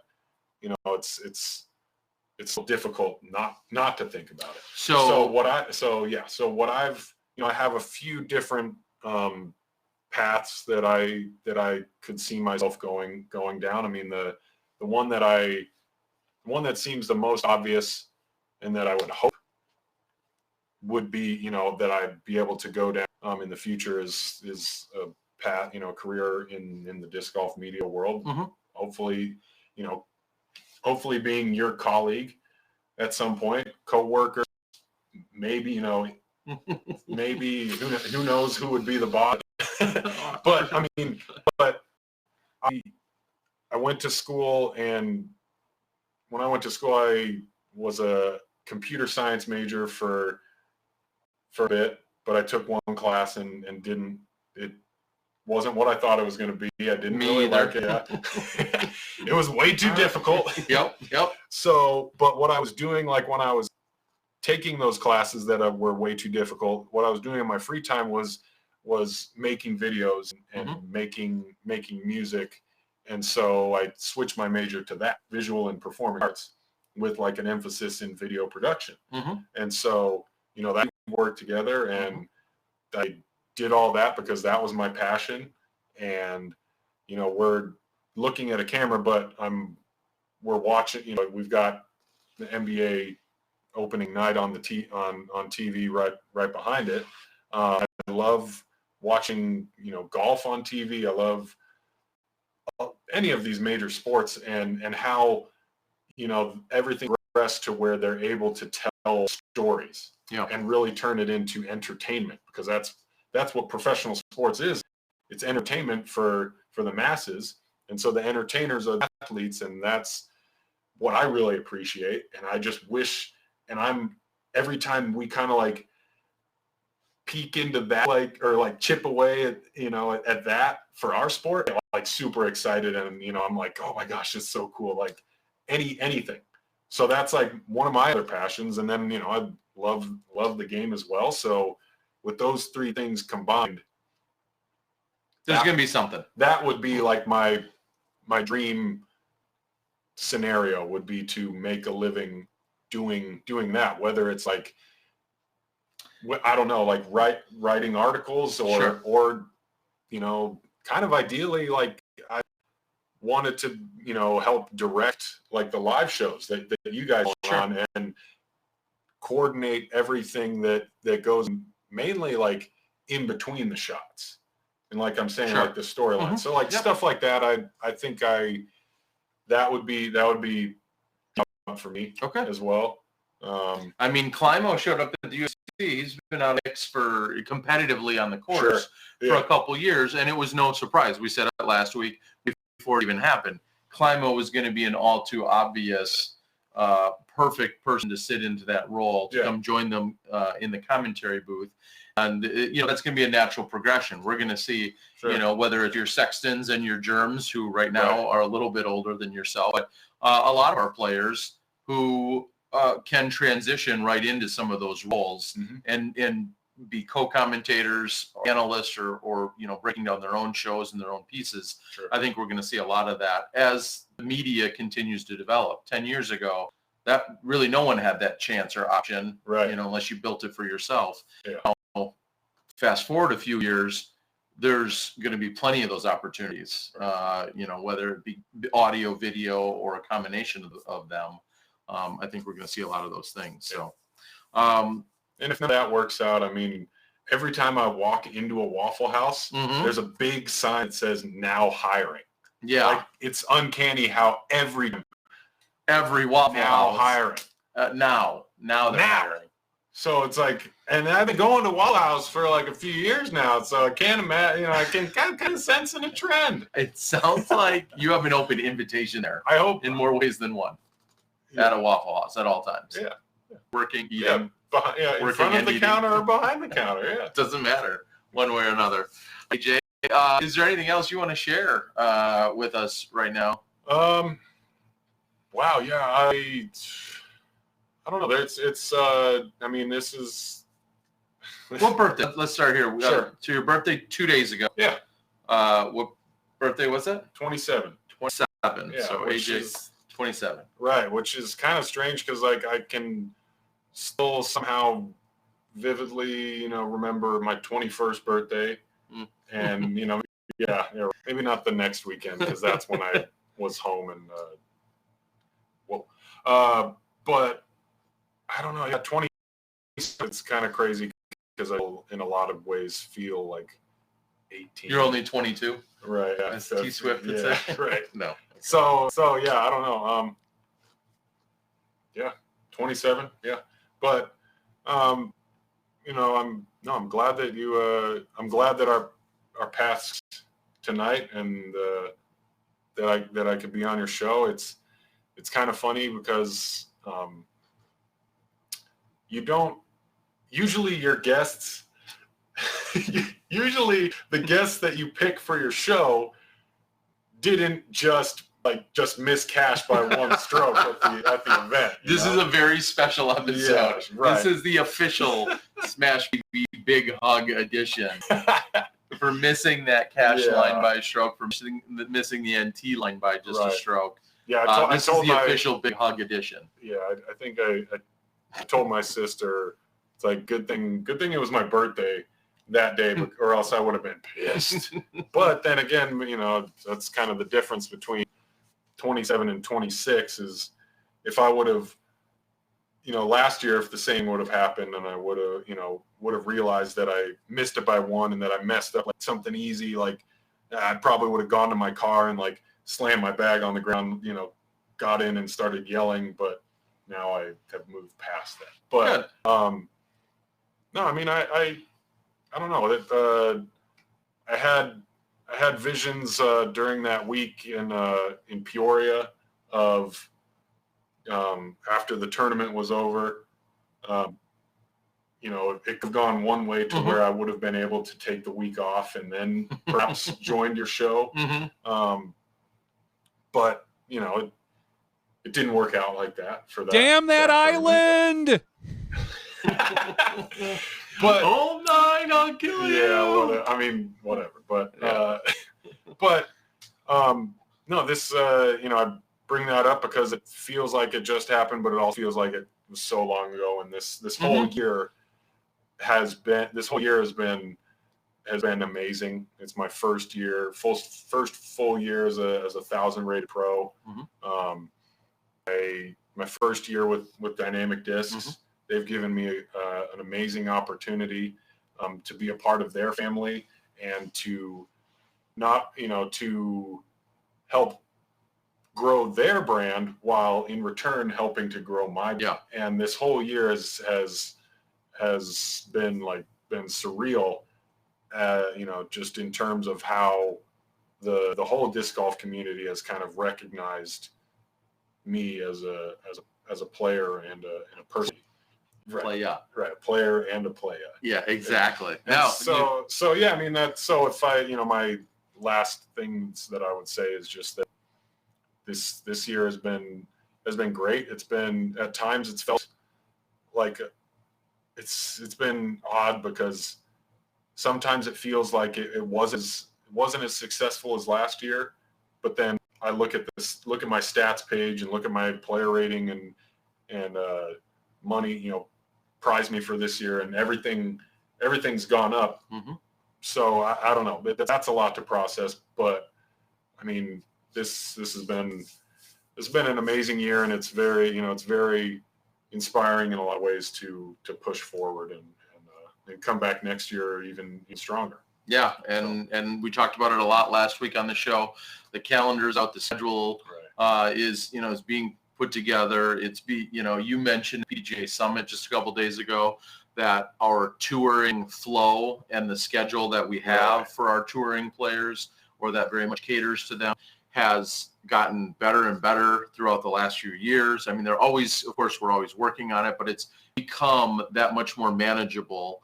And that was something you pointed out at Summit just a couple days ago. So that's great to see. That's great to hear that so many of our players, whether it's the national tour in conjunction with the pro tour, one, both, or whatever, just the opportunities are there for people like yourself to get in a vehicle at the beginning of the year and essentially hit the road. And if you go and you perform at a solid level, you find ways to make it. And an interesting takeaway from that might be at the Summit. I don't know if you were still there yesterday when it was said, but at one point, and this is coming from a very different perspective that we'll get into with her on another day probably, but at one point, Sarah Holcomb chimed in on the Summit, and she said, I just want to announce that, we were kind of talking about the accolades and focusing on women and women's coverage and all the steps that are happening on the wheel. And Sarah Holcomb, say it was her 7th or 10th year. Either way, I think either way, she said, "Here was the first year that I broke even." Yeah, and that holds a lot of weight, right? I mean, that in some ways it's really awesome and amazing and inspiring. In some ways, it's almost depressing and sad and unfortunate that it's taken this long. As she's the top, the third or fourth world best champion. champion. She won she's the points leader this year in the Pro Tour Series, third in the NT Series. She so probably third, in the world rankings, like third best in the world. Probably, which is kind of like debatable. That's another story. We don't have to have that podcast, but really, I think the point is, 5 years ago, clearly it wasn't, when there were less opportunities and less things happening, she wasn't breaking even. She wasn't even getting close to breaking even. Now, here she is. You fast forward all these years, and again, Sarah, 100% to her credit, Sarah's very diligent. Sarah keeps track meticulously of expenses. Sarah is account for everything when she's out there on the road, and I think she might do it better than anyone else. She is very, very organized. I'm guessing there's a lot of people that forget about expenses that fall by the wayside. You probably don't forget about income, but it's easy to forget about a few of the expenses from time to time. So again, that seems almost bittersweet. It sounds positive and encouraging and exciting, and it also sounds like, wow, why did it take so long? But it's great to see. It's tougher on the women's side. There's just flat out not as many competitors, nor as much money to be won every weekend. Yeah, I mean, if you think I have respect for the guys that I play with, or I play against week in and week out, I have 10 times more respect for all the women that are doing this alongside us 30 weeks, 30, 40 weeks out of the year. I mean, it's crazy because we've got, everywhere we go, the field fills up. We've got so many more players. So it's pretty much guaranteed we can okay, you can play well, maybe not your best, but if you play well, you'll, make your entry fee back. And then if you play well, you'll profit. And then if you play really well, then you're going to be good. Then you're going to Waffle House every day. Yeah. You can go to the microtel or whatever. But for the women, it's not that way yet. Yeah. And so, if I had to live my rookie year, my rookie season, when I went out on tour for a few months, if I had to relive that every year, I wouldn't last that long. Yeah. So pretty incredible. So, but then also that kind of means that the trend is going moving in the right direction. We're in a good spot. So Johnny, we'll keep AJ here and talk a little bit about. We were at the summit yesterday. I was going to say this last weekend. We were at the summit. So for those that don't know, I know it was yesterday. The PDGA hosts a summit usually twice a year. There's usually a fall summit and a spring summit. This one taking place again this year right after the Hall of Fame Classic. It took place all day yesterday, which was an open session. Anyone, whether you were a PDGA member or not, was welcome to sit on that. It took place at a Holiday Inn hotel, a conference room, and nice free lunch. I feel like that should have been at the top of the flyer. Yes, that might have enticed a few more golfers. Plenty of more people. Yeah, free lunch, and we're going to talk about and refreshments and a few snacks. Yep. Yeah. Oh yeah. So that took place yesterday. Today it was a closed session, which was really just the board exclusively, as they had other specific they wanted to cover.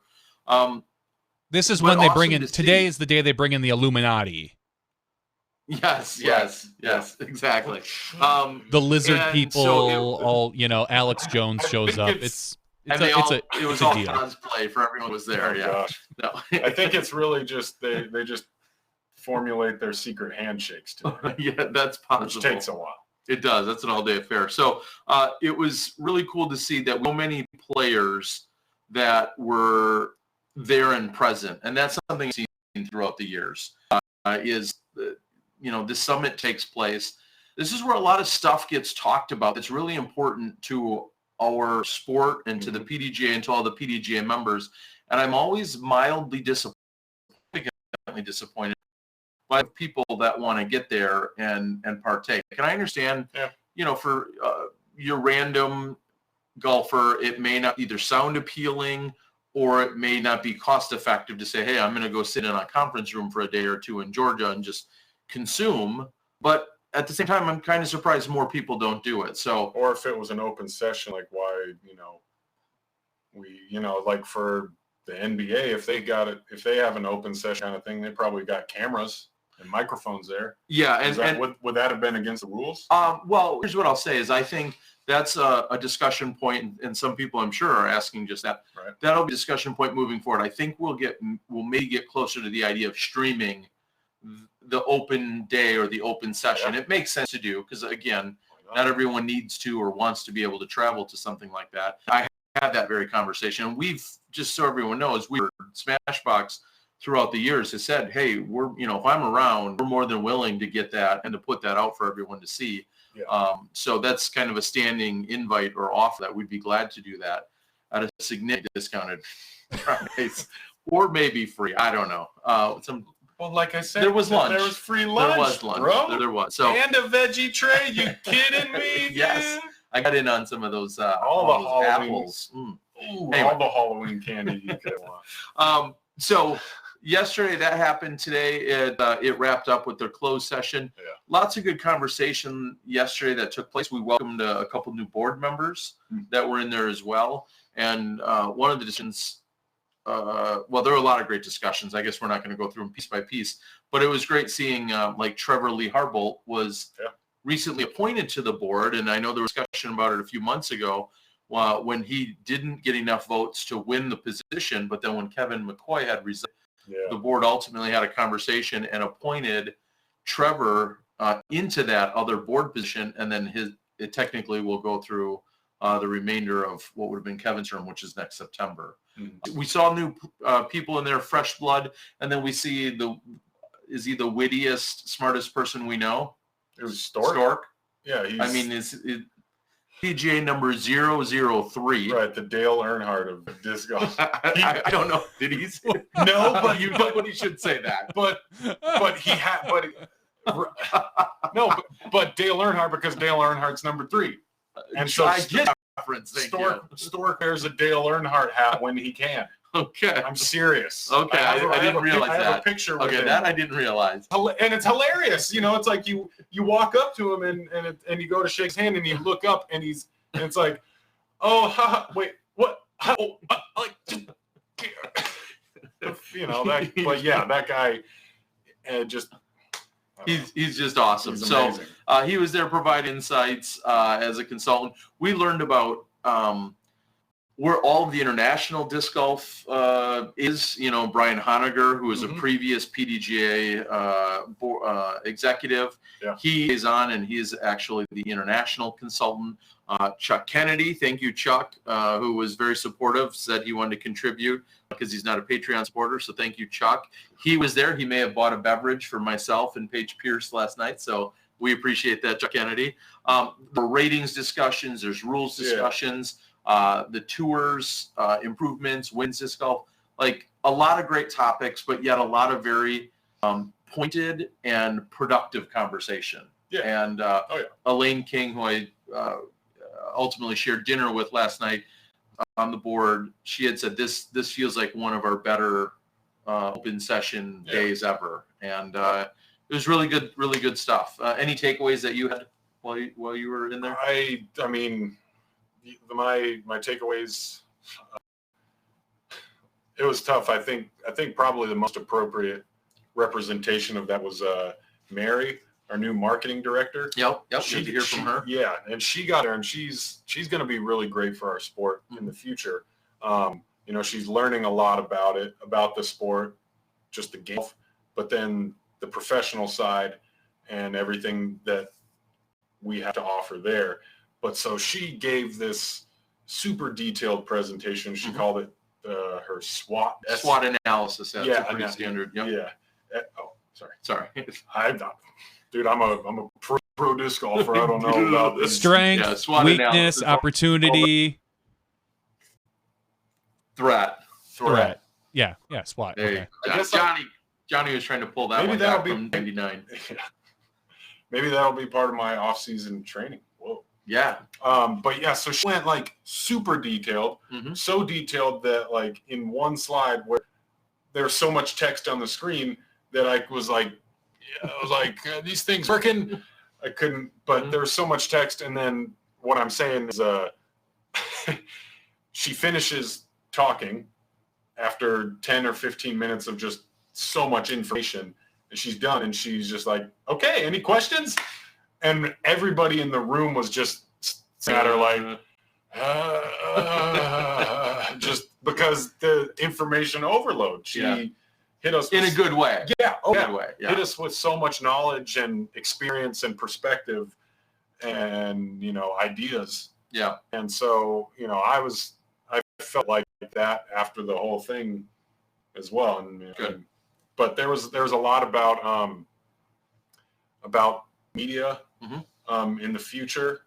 and how different things are going to be tackled, and how hopefully, we've got more and more resources to put into media, because it is kind of becoming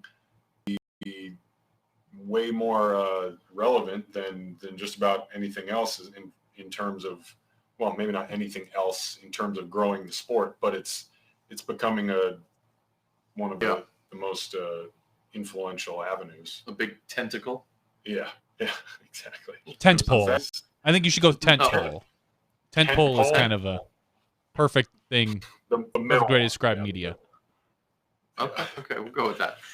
So yeah, I mean, like that was interesting to hear about and exciting, because because of my background and how much when I can, I love seeing the different kinds of media that we have out there for our sport. Yeah, and real quick, and there was a proposal of media regarding a media policy, which by and large Johnny V had kind of helped lay some of that framework that Steve Hill and Marty Gregoire are working on, and it wasn't voted on or anything like that. It's just a really healthy discussion about media from a live perspective, from a mainly perspective. That's the most common form that we're seeing in terms of video right now. And some things that go back to, I'll say when I was involved and showed interest in going to the Beaver State Fling this year, and talking about, and I know we talked about it on the show, as to, proportions of cards and how many, what divisions, what cards are getting covered, a really good, healthy discussion on, I think one of the biggest challenges we have right now, and it's not a big secret, is times an event, and we're just going to use one. And Bobby Brown, for instance, and Dynamic Disc have worked really hard and spent hundreds of thousands of dollars throughout the years to build the Glass Blown to this massive, record-breaking tournament. And they, by and large, control the media. They control the advertising. They do all of those things because they've paid for them, and they've earned all of those rights.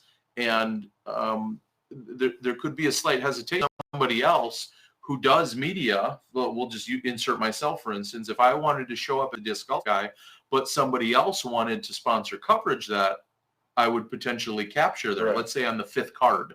Let's say I'm good friends, as we're good friends with Steve Rico, and Steve Rico said, hey, come film me on the 5th card, first round, second round, whatever.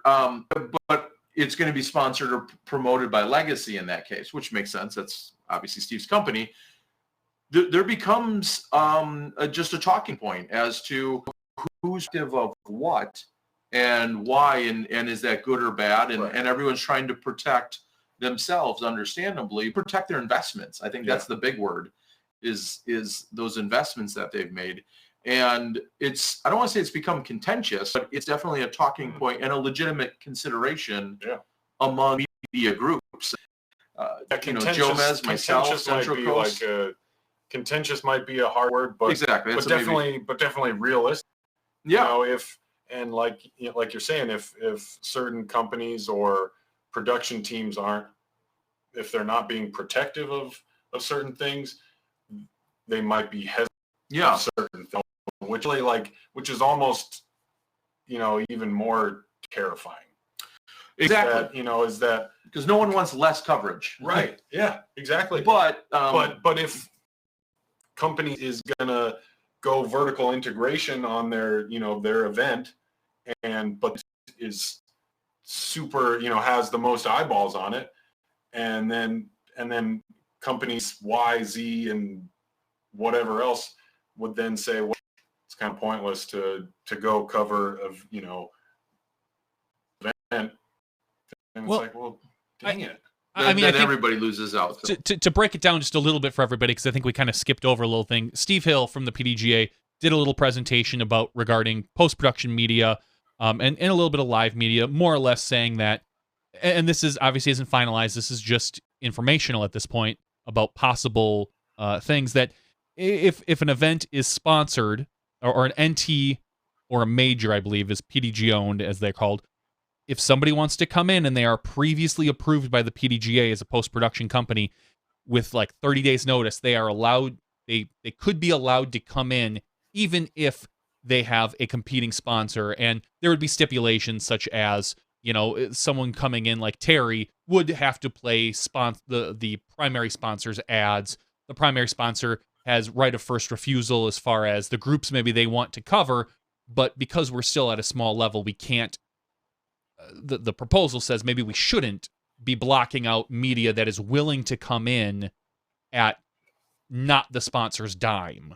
So that's kind of where we stand. And as Terry and AJ were getting into it, that can be, we'll say, use the term contentious a little bit, because if someone wants to sponsor Terry's coverage, but he wants to go to the GBO and those two sponsors conflict, that's where we could run into some issues. So I think we kind of skipped over the beginning part about what the details of it.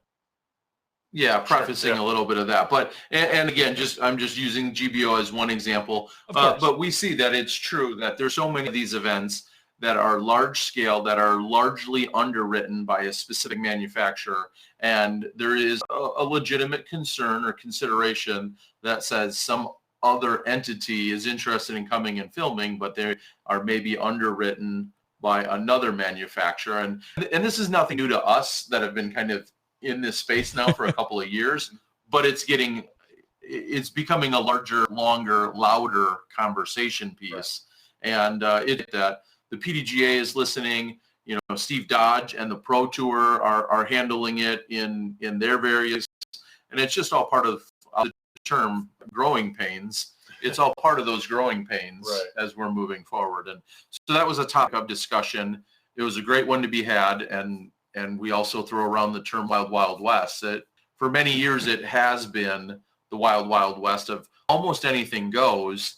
And now that media is growing and expanding, we as the PDGA and as all these companies and entities all have to collaborate and somewhat cohesively come up with what's going to work for most of us most of the time, because nothing's ever going to be perfect. But except for SmashBoxx.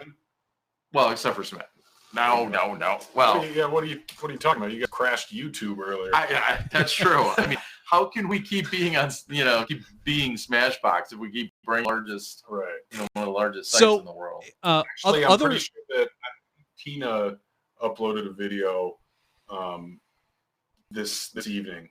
Oh, so Tina Oakley with the Whale Pants channel. Okay. On YouTube. So she uploaded that. It got way too many hits. That's positive. I heard some good bonus footage at the very end, but who knows who that involves?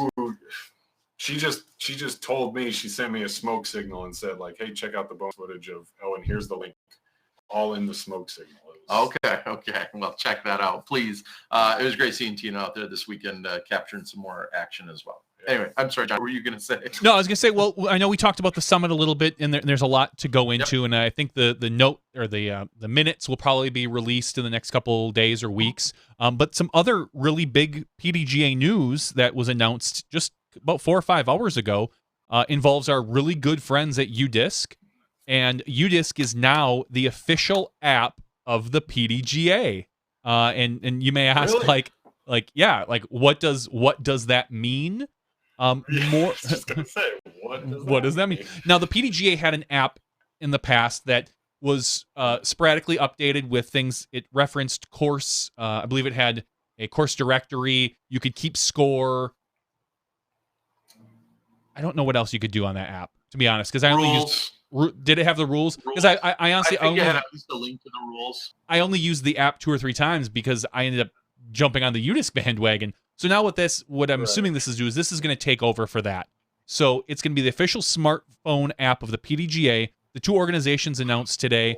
The partnership means the PDGA members who are current in 2019 will receive a free UDisc Pro subscription that includes unlimited scoring, statistics, and automatic scorecard syncing with your friends. So your standard UDisc stuff.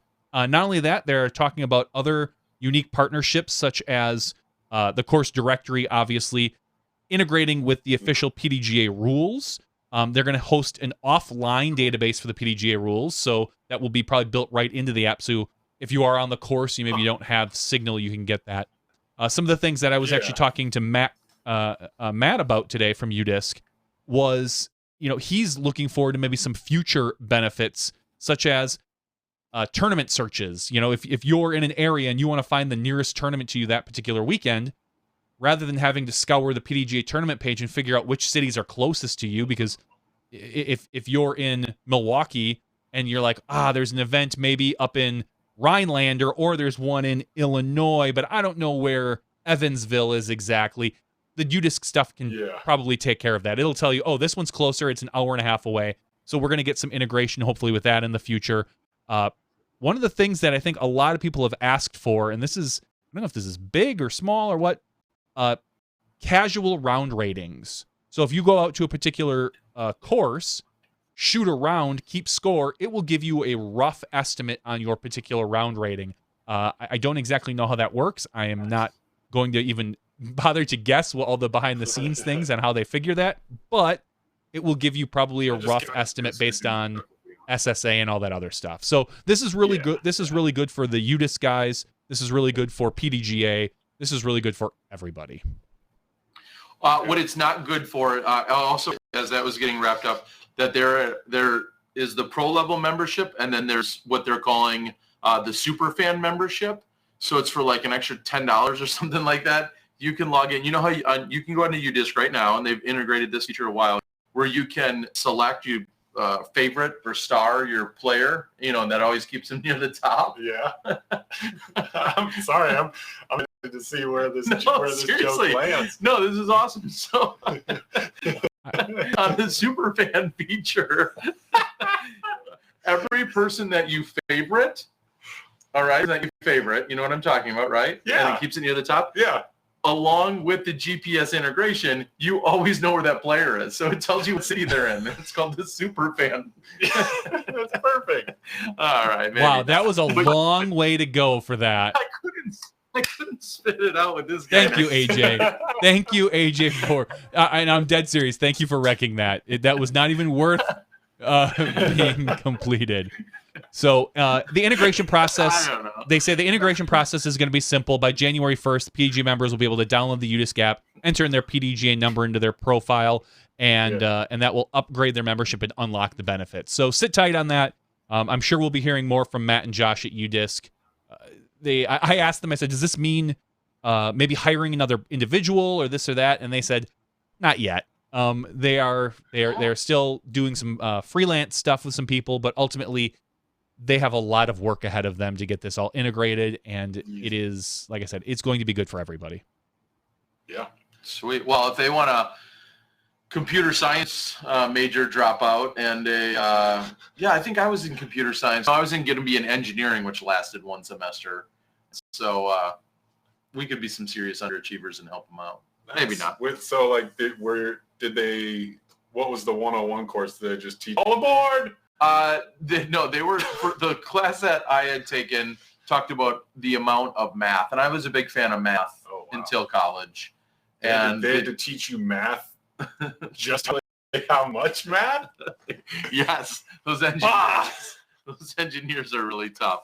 But yeah, I mean I didn't hear about that until you just mentioned it, Johnny. That's pretty cool for those guys, and totally deserving, because they work super hard and their product is amazing. It's like revolutionized the game. Yeah, and how we watch it and play and find and score it and all register of this stuff. I can't tell if you're like No, sincere or not, but trust me, I talk them up plenty. Yeah, they're awesome. So yeah. I mean, I know, like personally, like I get like texts or phone calls from my dad, like after each round, and I mean, even like the off week, he'll tell me like, oh shoot, this isn't a UDisc weekend, dang it.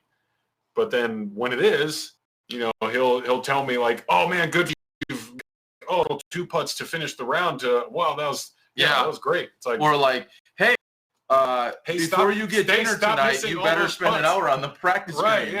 Yeah. Right? Yeah. Nope, there's his comment. UDisc has been the best addition to disc golf coverage in the past year or two. So there you go. UDisc Matt. Yes. Can we block? Oh, yeah, we can.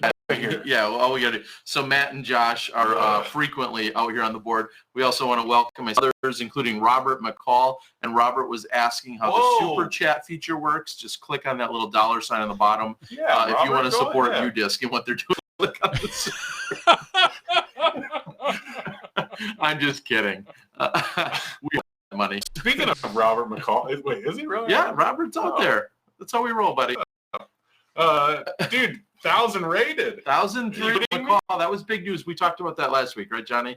We did. We talked about Robert and his 1,003 rating, and I believe they just released the disc for public purchase of that the bet that Bobby has to keep one in his bag or one or two in his bag, but they're also releasing it out to the public. So if you want to get a disc, a Dimax disc, I believe it is, with Robert and Bobby looking Robert not looking so sad, but Bobby looking kind of sad. Yeah, Robert's got like a smile on his face with a thumbs up, and Bobby's like got it doing his best Eeyore. Then please go out and get that, and then I want to say support Bobby's poor decisions, but I don't think I can even say that. I don't know. Just if you want it, it's out there. So it's somewhere on DD's website. I don't know.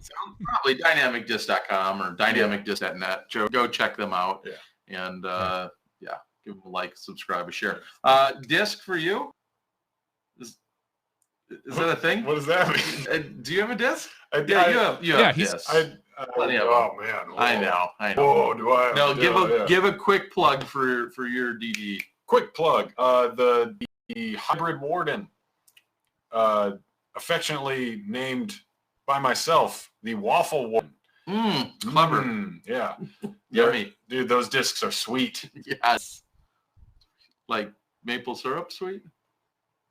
Yeah. Anyways, they're sold out on the dynamicdiscs.com page. But where can we get more? Latitude 64 Customs. That's where you can get one. I think there's still some available on there won't be by morning. No, you know where you can probably find them? You can probably find them on AlanRisley.com because that guy probably bought them all. Oh. And now he's going to resell them because he loves you because he's your dad. Right, and give me all the profits. That's a good call. But that's been my tour fundraiser disc. Really, any dynamic disc is my tour fundraiser disc. Yes. If you think about it. And they make really good discs. So they do, and they were super, like I said in this last weekend's coverage. So yeah, like I said, I was throwing the truth all over the course. I was throwing the Maverick. I threw some of my best shots. Maybe you shouldn't have thrown it all over the course. Maybe you should have kept it in the fairway. I'm just saying. You've got a point. That just didn't get me, but anyways. Yeah. I'm just so this teasing. Weekend, I do want to make a real quick plug out there as well. This weekend when I was covering the FPO, sponsored by PDGA, along with Dynamic Disc, Paige Pierce was on commentary all 3 rounds. She was. And I will say, like all commentators, male, female, it doesn't matter, as everyone does it more and more and more, they continue, I think, to get more comfortable. They get the system down. Yeah. They get a little bit more accustomed to it. And having Paige be on all 3 rounds, and then she was bringing in new people, it's just like we see on the Pro Tour and for any really post-production. I love still testing out the various that we could have with people out there. And I'm not, just testing them out. And Paige was with Haley Childs, who's never done it before. Yeah. And she was like, she thanked me. And I was like, no, for giving us your insight. But her and Paige sat down. They knocked it out of the park. And then on the second day, it was Paige along with Lisa Fakis. Lisa, who's been doing more and more this year. Right. She's done a few things for us in the Pro Tour. She's done Jomez. Yep. And then having Elaine King, and you're talking about one of the few women in the world that have more world titles than Paige Pierce. Sure. Elaine King and Paige Pierce, 9 world titles. Yeah. How many does Big Sexy have? 0. Okay. So I'm just saying, if you want some insight and commentary, and Paige graciously was patient and waited yesterday specifically for the meeting to wrap up. She had to go out of her way, go out of her day to make it all happen. And so thank you to all three of the women that teamed up with Paige and as well as Paige this weekend. So and I can't say it enough. And the comments that came, people that have been watching the video said that they've enjoyed all the different combos. And I just, it's so much more fulfilling for me. Matt working a catch cam, putting together the footage, but then to sit down and have a pair of commentators do it justice, on their end and give their insights and to have it be well received. It just really speaks to, the women and the work and the effort they put in. So just thank you guys so much. Yeah, I know Central Coast has been featuring Matt Dollar on the mic a bit more, and I can't remember the last time I watched him commentate or listened, but I hear him getting more comfortable and doing really well. And then also this weekend they introduced Kevin Jones to the commentary. Awesome. Okay. And he did a great job. Good. He got to commentate on his second round, which featured a red hot Greg Barsby. Good gracious. Barsby. Dude. Barsbarians? Yeah. He was one on the putting green, which really was anywhere inside like 150 feet. But and one side notes, I got to take in very little out on the course this weekend because we filmed and then we jumped right into editing. Yeah. But one of the things I overheard Nate Sexton talking about, he's like, without some of the markers out here, the circle 1 and the circle 2, the 33 or the 66 foot or 10 and 20 meter markers. Right. He's like, I think I heard him saying something about they had us marked, or they had me marked at like back-to-back 74 footers. He's like, I don't think we're that far. So it's I guess that's a testament. How much we look at and rely on these stats that are now, integrated fully into, because of UDisc, they're integrated into our vernacular and our livelihood. But then B, when Nate Sexton or his wife is watching UDisc from afar, it's like, oh my gosh, look what he's doing, or like what your dad said, what your dad says, and it's like, and Nate was trying to downplay. He's like, those weren't that far. He's like, they don't even, and then he's like, and they weren't accurate because, and then also they don't fit as a circle 2 stat, which he would have loved to have. Right, sure. At that point, it's just a long throw in and it doesn't count towards the circle 2 stats. Yeah, it doesn't. Yeah. So it's funny. It also doesn't count for circle 2 green regulation. Yeah, exactly. So, which is especially important on a par 3. Real quick, the other huge weekend, aside from the national tour wrapping up, aside from the actual event in itself, we saw the Hall of Famers, and we saw a ton of Hall of Famers in attendance, and then 3 new Hall of Fame members inducted. And special moment, not obviously just for them, but I think for all of golf, as it always is. I mean, you're talking about our legends of the game, and you're talking about the stories of the people that inducted them, and then you're talking about them as they get up and tell these stories. Did you have any takeaways from? Were you were out in the? I was out there watching. I was out there last year and my first time at the Hall of Fame Classic, and I think a couple of the past World Championships that I've attended, I've gone to that same induction ceremony because it's an important part of our game and our history. I mean, an important part of our game is the history that we have, because even how I've been involved in the past 15 years or almost with the sport, things have changed drastically. Not only with like, I don't even know, like equipment that we've used and like typical course design, but like, turnover in players and touring players or the 10 and all that. It's like things have changed drastically. And so to think that, oh, well, that's just like this little small cross section of our whole sport, then you have, George Sappenfield, who's inducted, and what was he, PDGA number 026, I think. I don't think I caught what number it was, but okay. I know he was a IFA 209. Yes, Yeah. he talked about that. Right. Yep. Which is another thing. Like I grew up and my dad had he had some IFA patches, original IFA patches, International Frisbee Association, but I don't know. None of our disc golf, maybe not none, but very few of our disc golfers today even know About what sure. that is, if Sure. that it was even a thing. Mm-hmm. And so, there's so much history and behind all of that, and we wouldn't be here if it weren't for people like George, who was inducted and who played a major role in the roots of our sport. And then also, even just, his personal level is super inspiring, his attitude and his determination to do what he was about, which was teaching disc golf to new people. And then what was it in his class where didn't he have two? He had a couple of other high profile original Frisbee disc golf people that were in, the names escape me now. But pretty crazy to see that history and then be able to share it with so many of us out, in person, and to see the recognition that's given. And then Andy Young from Texas, and then to hear her history, to hear her story of the things that she was doing so many years ago, and to know about her passion and the course design and the involvement that she's had, including an instructional side, a tournament directing side.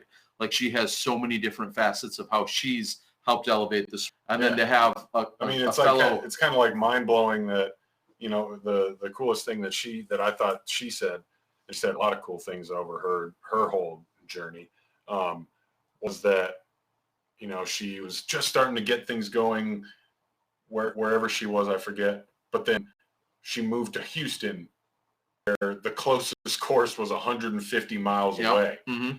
But now you look at Houston disc golf, and it's a scene. Exactly. It's thriving. And so yeah, that was super inspirational. And then what you were about to say was, the third inductee was Yeti. Yeah. Jay Redding, who's done so much. He's been an inspiring player for so many. I know that, for me personally, the first few videos that I watched when I was a kid starting to play disc golf, they were just the DDs of the Marshall Street Disc Golf Championship. Yep. And Jay was on there, and he was one of the top names at that tournament for those few years.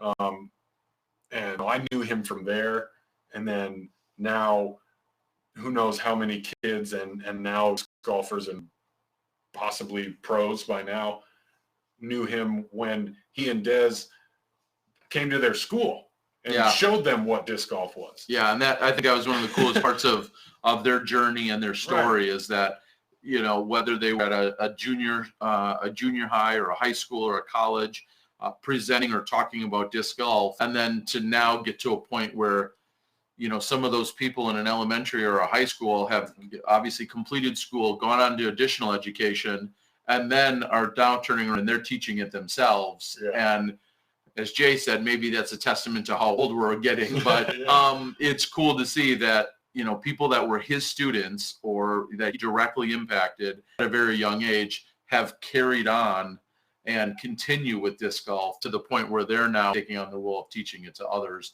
Mm-hmm. And that's just quite a journey. That's an evolution. Yeah. And to see something like that come, full circle or all the way through is obviously just a testament to the dedication and the work that they've put forward. Yeah. So deservingly getting into the Hall of Fame as well. So it was an awesome ceremony. I know it was on the Instagram, the PDGA's Instagram, until the phone died, and it's out on my Facebook page. I did record it in high def, and at some point I'm going to go ahead and take that. I may either chop it up into various pieces or put it all out with a few time codes, so people will be able to they'll be able to watch the entire ceremony. So I'll get that out on YouTube at some point. It may be 6 months or 6 years, but at some point we'll get out there.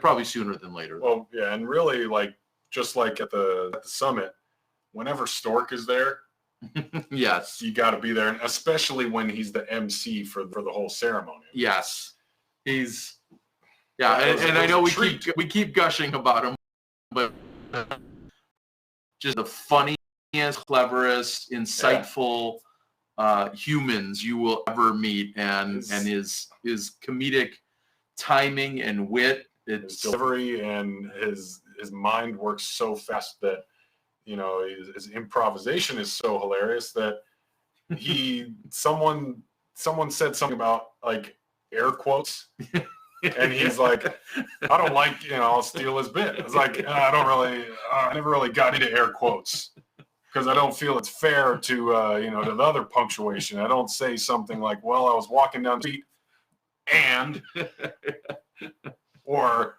wow, that was a great sandwich.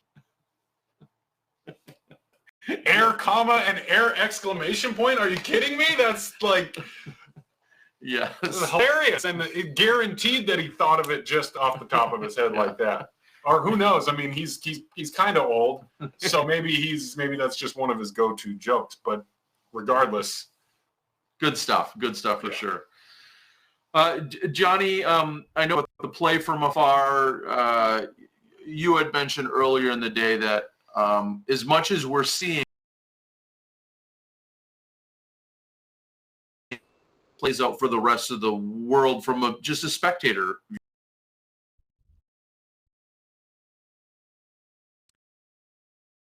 I'd love to answer this question, except that I didn't get any of it. You locked up completely.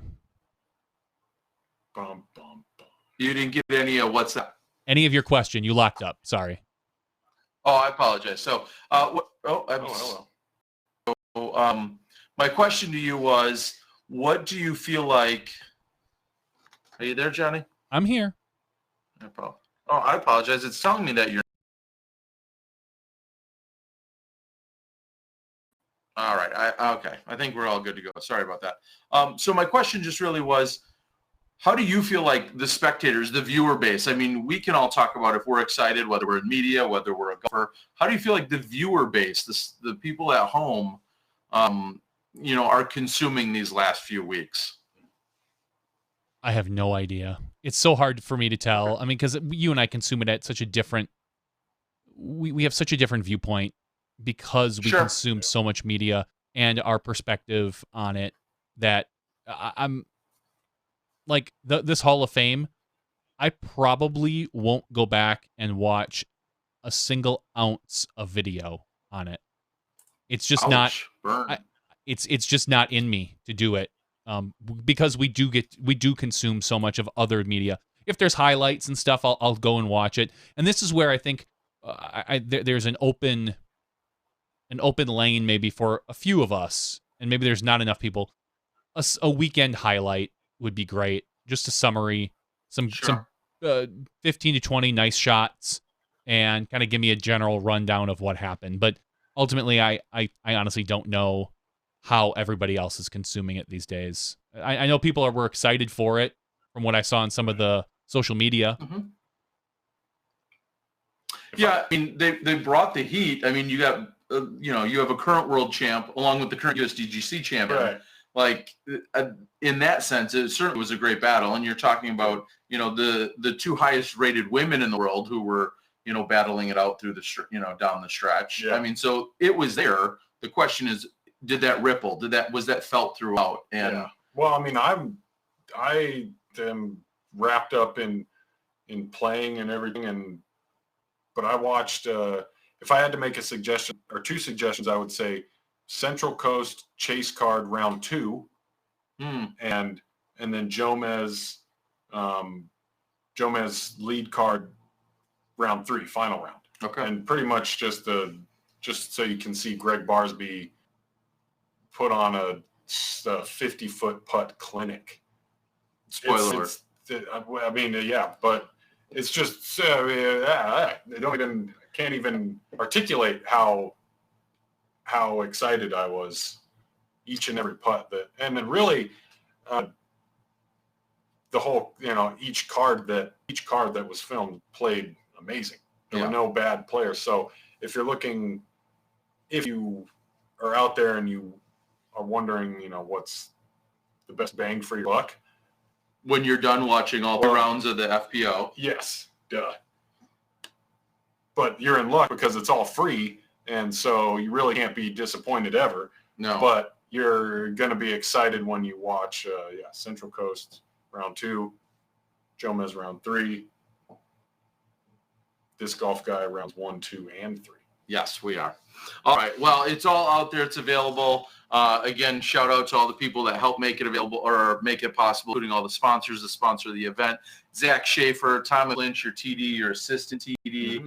Oh, yeah. Those guys put in so much work on the course. The guys at the International Disc Golf Center, the men and the women out at the PDGA, Joe Chargaloff, executive director, just everyone that put in such a tremendous effort. Rec Tech Grills for being the presenting sponsor of the event. How much of that brisket did you have?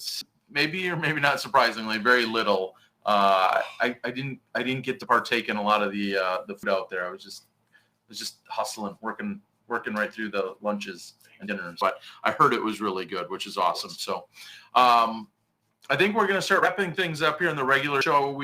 Johnny, are we gonna have a brief after show? I think we'll have a real brief after show. We're not going to do a Patreon one tonight. We'll do 2 next week. Okay. I've got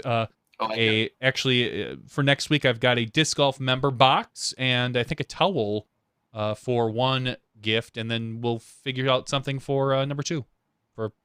Okay. Well, I may have some. I think we've got some interesting conversation points for the after show that I'd like to open right up with right away when we get to it. So I'll tease that one out there. I think I overheard some really juicy stuff, and it was lots of things going on this weekend. So maybe that's some good way to open up and discuss in the after show. AJ, you want to send your shout outs or your call offs or your send outs? Well, don't get too caught up in the comments. We usually don't let the guests read comments because they get all thrown off and into them. Yeah. Anything you want to say to everybody? I'm in Jacksonville. I played a practice round today. Where you been, Dad? Get off my back, Dad. But shout outs, man, I don't know. This is crazy. This is like the last weekend of the year. I gotta thank everyone that I've spent time with this year. I mean, every of the touring pros that I've traveled with and stayed with. I mean, I haven't really had a bad week this year as far as that's concerned. If any of the tournament directors that are out there that I've played your tournament this year, thank you so much, because make my job very enjoyable, and I know how much work it takes to just put on a C tier. So an A tier or an NT or a major or whatever, hats off and then some. Seriously. Big, huge shout outs to, like I said before, Dynamic Discs. They've been amazing to me this year. They've opened the door in so many ways for me to progress and excel and everything. It's seriously, like, I was telling someone else about this recently. Like, when I was a kid and then a teenager and whatever, maybe 18 or 19, I would go and think man, I want to be a world champion one day. Like, that's what I want to do. I want to get to that point. But I never really thought about what between the 950 rated player that I was and then a world champion. I never really because I didn't know what it would be like. And these past 2 years have been just the best. It's been the best. And so, really that's thanks to everyone else that I didn't mention that I've interacted with this year. It's been great. So All right. Well, AJ Risley, our special big tonight. We appreciate all the insights, the information, a little bit of the recap, what we just saw from not only the event, but of course the Hall of Fame and the summit this last weekend. So a lot of information here tonight. So we hope that you guys enjoyed it. Johnny, you got anything to say before I sign us off? I do not. Oh, I love it. So for AJ Risley, thank you, Johnny, for having a show. AJ Risley, Dynamic Disc, huge supporters and sponsors. We appreciate to all our Patreon supporters, sponsors. We appreciate each and every one of you. As Johnny said, we'll have a double giveaway next week. We're going to also have an after show tonight with a few extra goodies in it. So for AJ, Johnny V, Terry Miller, the disc golf guy, we'll see you in the after show when you step inside the Smashbox. Robert never did the super chat. Oh. Thank you to our $2 and above patrons. Your name is listed below in the credits. If you are interested in being listed as a producer in the SmashBoxxTV credits and supporting this and other fine podcasts, please visit patreon.com/SmashBoxxTV.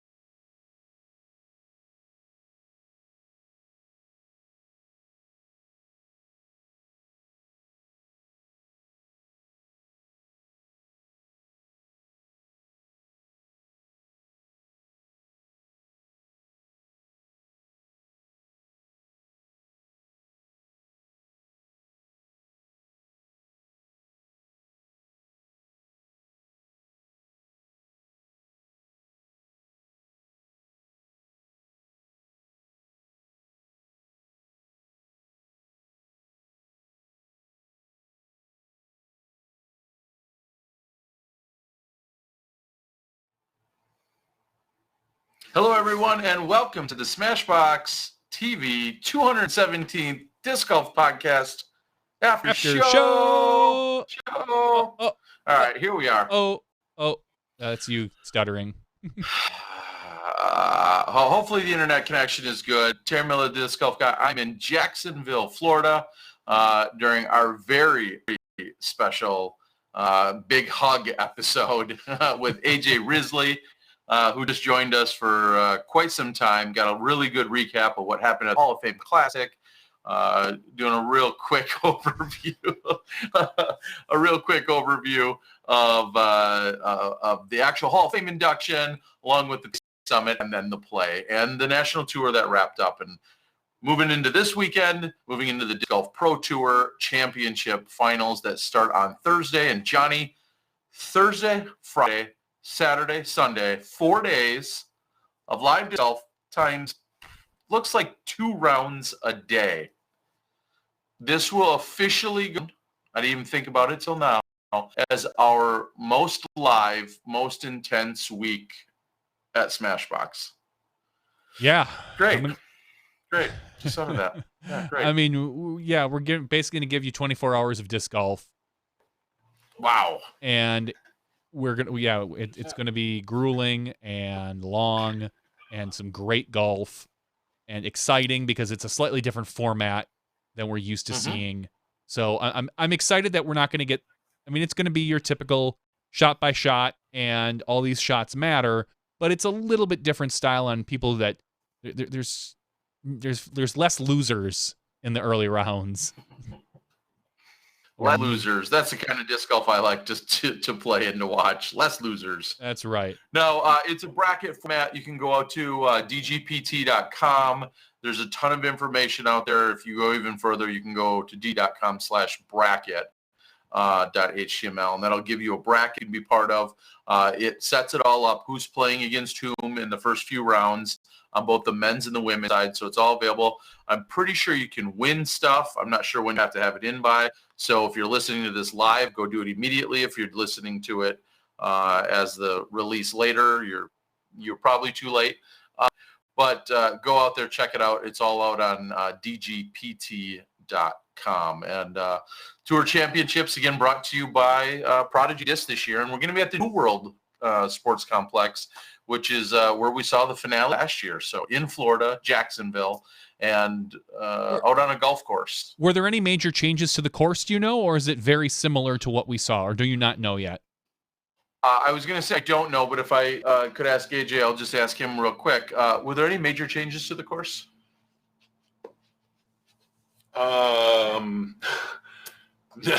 Nothing too major. Like there are a couple like slightly elevated greens. Okay. And then I think there was one hole where I think it was hole 7 where they moved the tee back. Okay. And the basket back. No. Whoa. Back that. Yeah, double back. Okay. All right. So very few changes according to AJ Risley, our official after-show reporter guest. Oh. And they've added some alligators. I did hear that as well. Oh, duh. It's Florida. So You have to. cool. You don't even have to add them. They just show up.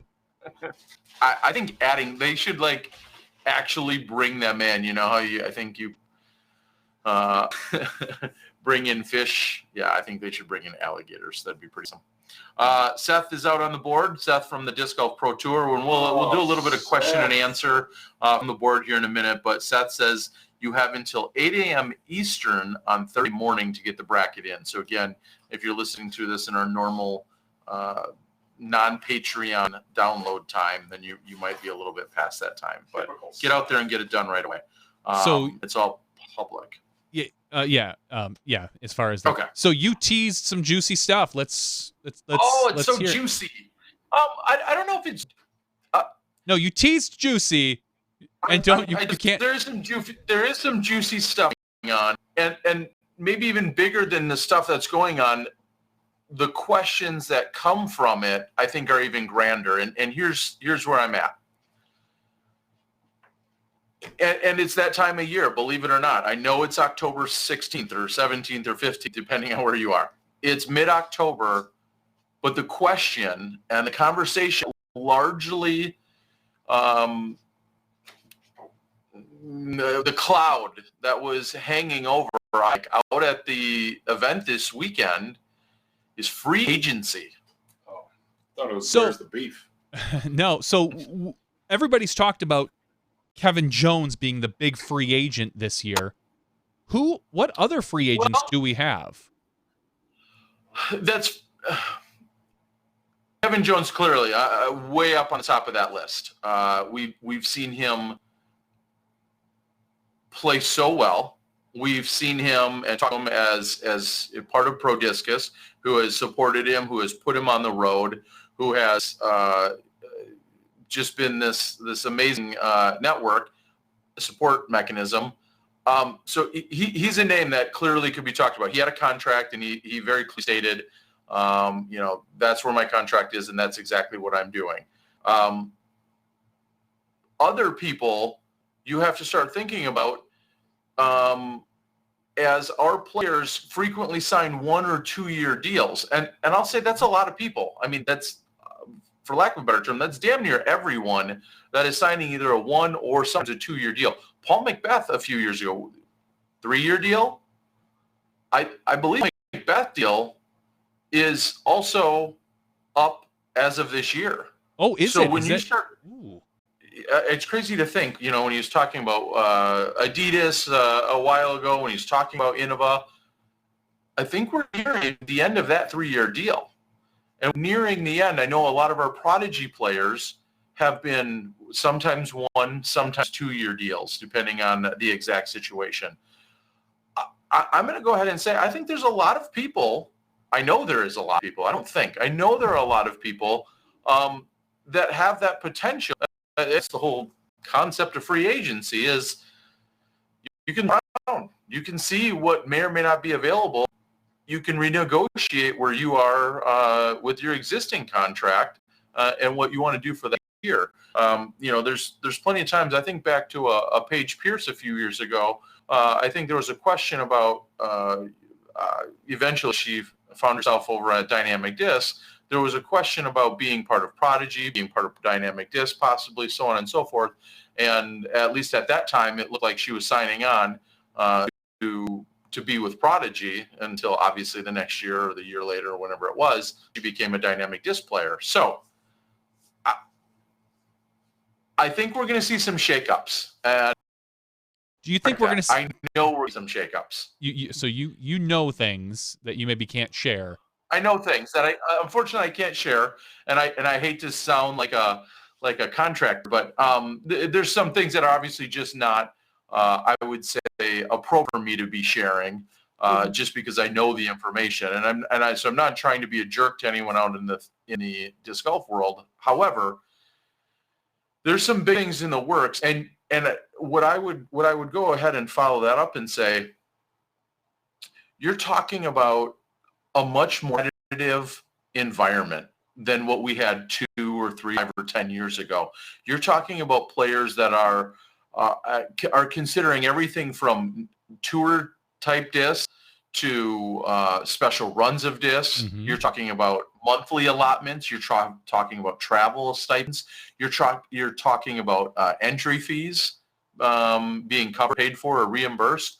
All of those things at all of the different companies are handled slightly differently.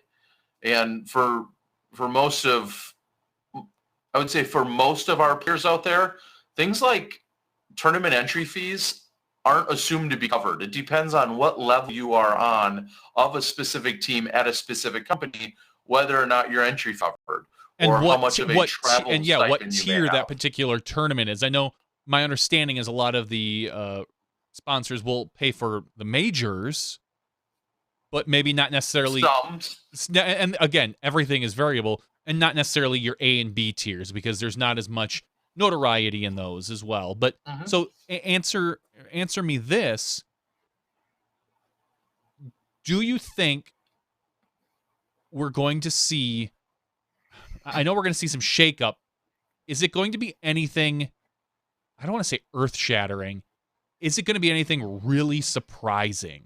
Do you think that we're going to see? Do you think we're going to see things that people are going to go like, "Wow, I did not see that coming"? Short answer is yes. I think there are so many qualifiers that have options, and I think you have companies that are now jockeying so much harder for position to acquire or retain the talent that's out there. And I think you have some players that are ready to try something new. I think some players that obviously are thinking or assuming the grass is greener in another pasture. All of those things, whether it's a personality realignment, whether it's a company culture, there are going to be some very significant shakeups that are going to unfold. It bothers me. On one side, and you and I, dead honest, I know none of the answers. I don't know anything. You haven't shared anything with me.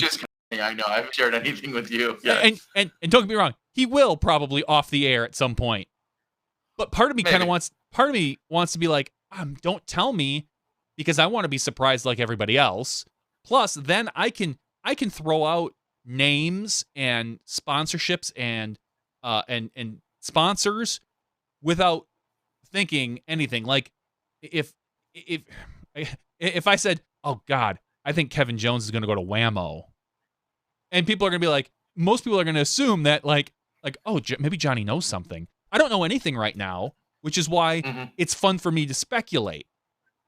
Once I know that Kevin Jones is going to Whammo, then it's kind of like, at that point, I don't feel it's right to speculate, because it's just not right if I say that, even if people don't know if I know it, or if I try to throw people off like, no, Kevin Jones is going to Nike. It's things like that. And like I have some, in all fairness, I have some ideas that I think make sense to me. You also have lots of dumb ideas. I do. I would love to know, honestly, what the board thinks. Like if people on the board have any ideas of who they think anybody is going, I want to know what. And I'll say, get creative. Get creative. Get creative because and that's where I have to stress. It's so weird. Like, you would have it be to think about in my position? Is it wrong for me to guess? I mean, the fact that you truly know nothing and it's nothing more, I guess. Perfect. I mean, anybody can speculate. That's part of why I can throw this out there, because what I really wanted to bring to this segment is start thinking bigger, start thinking differently, because I feel like you're going to see some very significant shakeups that you maybe never thought were coming. And you're going to see some realignments, and I'm excited to see what it does for our sport. And it's a testament to how we've grown. It's a testament to where we were a few years ago and what things are going to be like now. And one of the reasons why it's not fair for me to share specifics or some details or a lot of those things right now, I don't have some of these players, specific approval to do so. But B, there is a respect issue, in my opinion, of a lot of these players are contracted through the end of the year. Their contract through the end of the year. So one of the questions that I think has to be asked is, when is it considered fair, impolite, rude, whatever terms you want to use, for those contracts to speak about new ones? And some of these players have signed them in terms of things that will happen in 2019. Some of the players haven't yet. So there's a mixture even there. I mean, we could speculate, or I could go as far as telling you stuff about a particular person.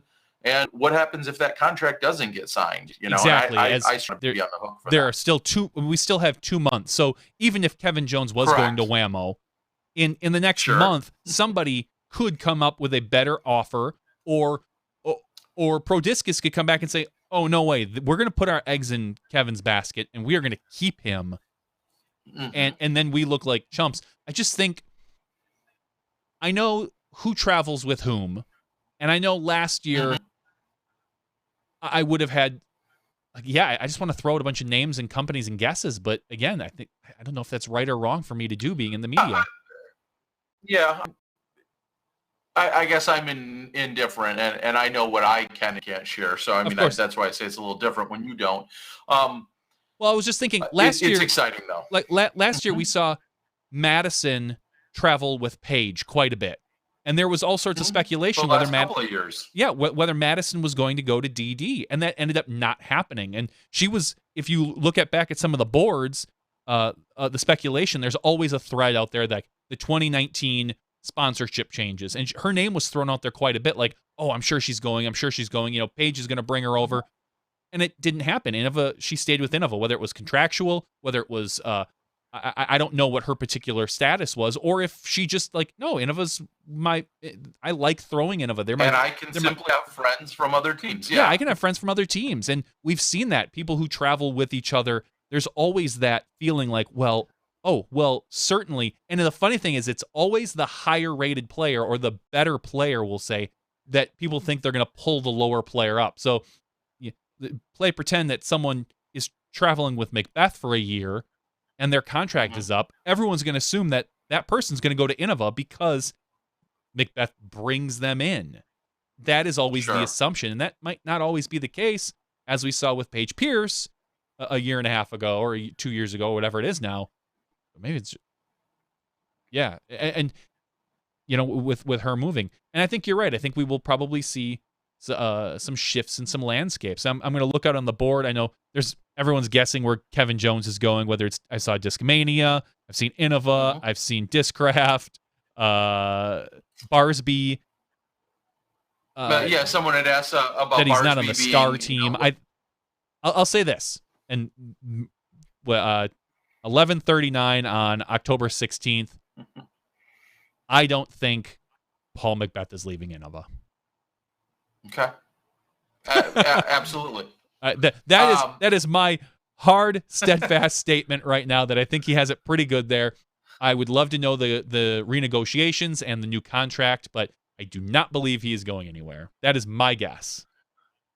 Now, and this was and again, this is purely even want to say speculation. This is purely just throwing out random words and examples of, and I'm trying not to be irresponsible in any way at the same time. I know it's hard because you don't want to. That's why I used Whammo as my example. No, I know, but and this is more of a very just hypothetical.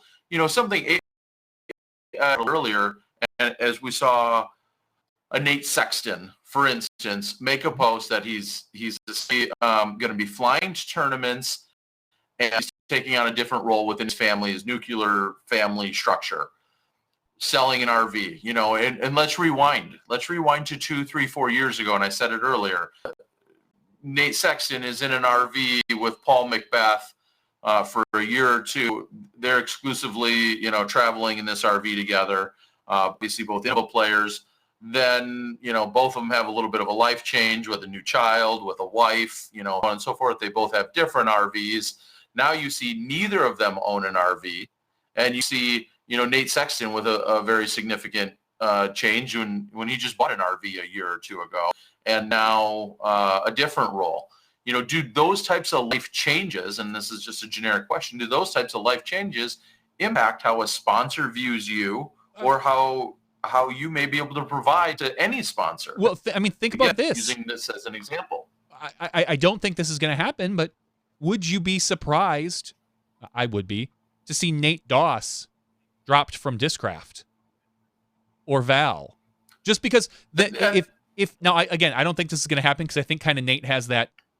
He's got the 3 world championships and Val has her 4, and it's kind of one of those things. It's like almost like a Climo thing where you're just always going to be sponsored by that company. Your behind the scenes stuff might change. You might not get the same allotment you used to and stuff like that, but something along those lines. If Discraft is like, hey, you know what, Nate, you're not traveling anymore. You're not doing this. We understand you're moving forward with your life. We're going to take your name off the TI Buzz, which I'm looking at right in front of me, my signed Nate TI Buzz. That would not shock me in the slightest. It would shock me to see Nate leave or Discraft leave Nate if that split were to happen. But those are life changes that... You there still, Jay? I am. That sponsors have to look at. So it'll be really interesting over the next 2 months to see all this different speculation. Yeah, Terry, your video is froze up.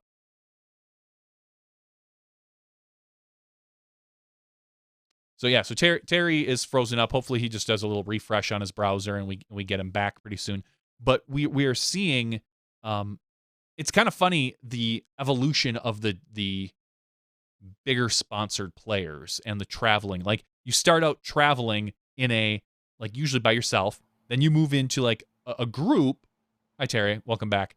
Then apparently once you get to a certain level, you get an RV, and then eventually you outgrow the RV and you move to flying to these different events. It's almost I want to see, you could almost categorize players based on how they're traveling these days. You're kind of be like, oh, are you an RV class? Oh, you haven't reached that level of disc golf yet. You're still in the touring van phase of your life. I understand with you and your buddy, and underneath of that is like, no offense to AJ, is kind of like your single car size. Like you get certain shade at the Prius.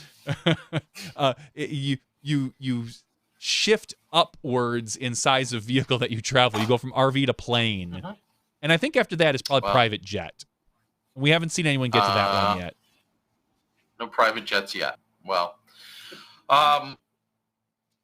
it's going to be a very exciting I don't even want to call it an off-season, a transition. Like I said, I think every individual situation, every company will all have their own ways of signing or re-signing or letting go of players. Well, so I'll say that. But then also announcements as to when and where they're going. And at a certain point, maybe in part to like us, will some or any of these be surprises at the beginning of the new year or by December 1st? Are we going to pretty much know where everyone's going? And those are, I guess we'll wait and see how that unfolds. I will say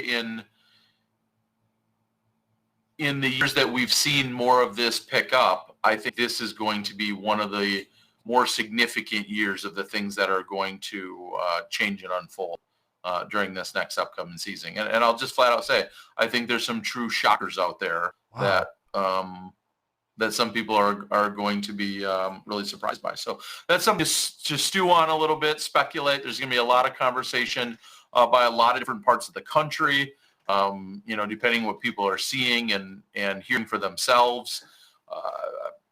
There was a lot of talk this weekend, and there's some of it that I had heard and that was going on well before this even. Some of these deals take a lot longer to broker or to potentially pencil or ink up. But I'll be interested to see as they unfold. So I know good stuff for sure. It's so funny because I have one person in particular in my head, that mid-level name that I feel I'm almost sure that they're leaving and moving. I'll say that they're moving. Okay. And I don't want to say, but it's Ooh, no. Ooh, I know, and I don't know. Like you said, I know absolutely for not for once. For a lot of times, I know absolutely nothing. But I am definitely going to get the inside scoop from you pretty soon. Maybe not. Maybe I'll share some. I'd be curious to know, and as soon as we do get offline, I'll also be curious to engage with my buddy AJ Risley here, our featured guest from earlier. I'd be curious to know, I've got to assume he knows everything I know and then some. He's obviously one of the touring players that's out there. These players talk among themselves. There was, talk among themselves this weekend out on the course. So I'll be curious to know how far this has filtered out into various places. So, all right. So a few questions out on the board. I think we can take a few of those, talk about that for a moment. And it's great. I love seeing, again, whether it's wishing or some information or inside information or purely speculating, lots of things being tossed around on the board. Someone said, the dude says, I could see James James Conrad going to Discraft. Larry says Yuli to Innova. Someone says I could see Kevin Jones with Discraft. Someone said James Conrad TD. Dana Vici to Team Vibram. Yes, that would be a solid pickup. I'd like to see that happen. That would be quite a move. Isn't Dana due to move sponsors? yeah, he quite possibly is. Shout out to Dana. Do you think we're going to see, and maybe so maybe you can't say, do you think we're going to see some internal shifting, and maybe AJ can tell us, in the Trilogy brand? Some of the people that maybe careful. Don't call it a Trilogy brand. The Trilogy companies. Trilogy. A shift within there. So we'll throw out a name of a Kyle Webster who just won the event this last before last. He won, and then instantly, right after he posts that he won this tournament, his wife, who's on the other side of the country as they're transitioning from the Oklahoma area out to California, his wife then says, I'm looking at vacation spots in Mexico. And I'm like, wow, talk about disc golf rich tournament. And then your wife instantly is vacations in Mexico. Spending that money. Anyway, he's with Westside. This is where I was going with all this. With Westside. Shout out to Kyle. Could he be sponsored by Dynamic Disc instead, or could a PD player, a Peter McBride, go over to Latitude? Those are all on the table, I assume, as well. And to see a player within those three brands be interesting because they're likely still able to throw the other two brands. But maybe there's an alignment or a media plan or something that aligns better with one of those teams for another. So yeah, could we? Those are absolutely all on the table. Could we see could we see a huge shakeup, like a Ricky move to a DD or that's a okay. Great... So the real question for the board is, and you can speculate. Please do. It's great to see the comment. Somebody wishes they were going, or they really think they are going. But what I want to know, and someone just mentioned it, is could these players, is there any player when you're looking at them that you're like, oh, well, if player X went to company Y, there's just no way they could be as successful? Or No, does that's everyone the dumbest thing ever. believe? Okay, because don't even ask that. That's dumb because all these players are going to go. They're all AJ played very well with Legacy, and he went out on tour and he got better, and he's on DD. I think if, and no offense to DD, I think if AJ had gone on tour and stayed with Legacy, he would be at where he's at now. These players are all very good at throwing frisbees, and most manufacturers these days have equivalents of what you want. There's very, very few discs that are truly unique unless you go to Quest. Just saying. If you Quest AT, shout out. They have the wheel. I know they've got the turbo putter too. I mean, it looks like a gear.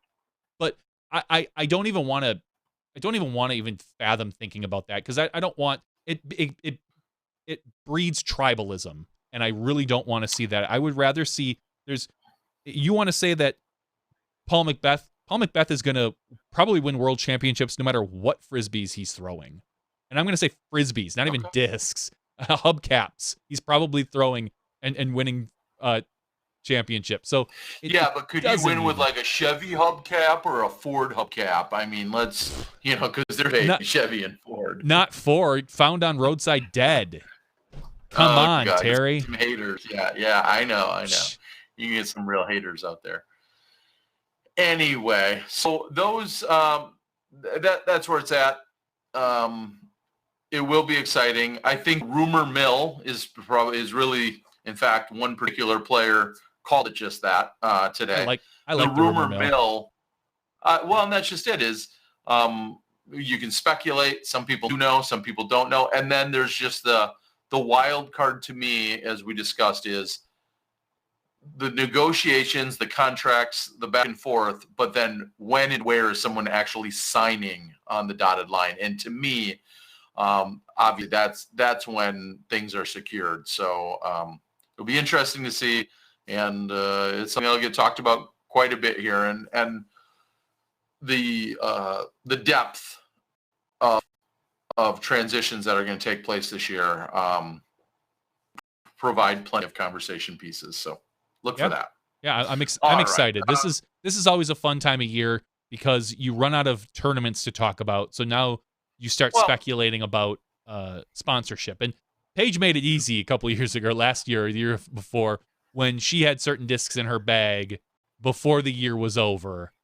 She made that one pretty easy. And and Ricky kind of did that too, to a point a couple of years ago when he got a little early jump on some things. I'll be curious to see if we notice any of that coming up. Yeah, and when and where. I mean, at one point, I think last year, someone said, well, I kind of knew something was up with so-and-so because I'm on a course and they were throwing such and such discs. And it wasn't the company that they were previously sponsored by. Yeah, that's a pretty big tell you. Or maybe it's not, because if you saw Nate Sexton, for instance, out on a course, and he was out there playing, and you saw a DD disc, and you saw a Latitude disc, and you saw a Prodigy disc, and whatever. You saw 3 or 4 various molds out there. That's not going to necessarily point you in any direction. Maybe he's just out testing things and is considering. I mean, again, it's all speculation until we see these players sign on a dotted line. So it'll be good to see. Luke Turnbull says, I'd love to see some bigger names join MVP.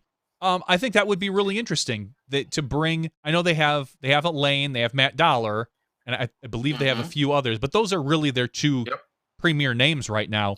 May have them make a run at some even higher profile players, whether it's higher up in the MPO division, or it's hard to get much higher up than Elaine in the FPO division these days. There's only about 4 or 5 women right now that can consistently still beat her, but ultimately it would be kind of interesting to see another player in the game. So, and we saw MVP build up.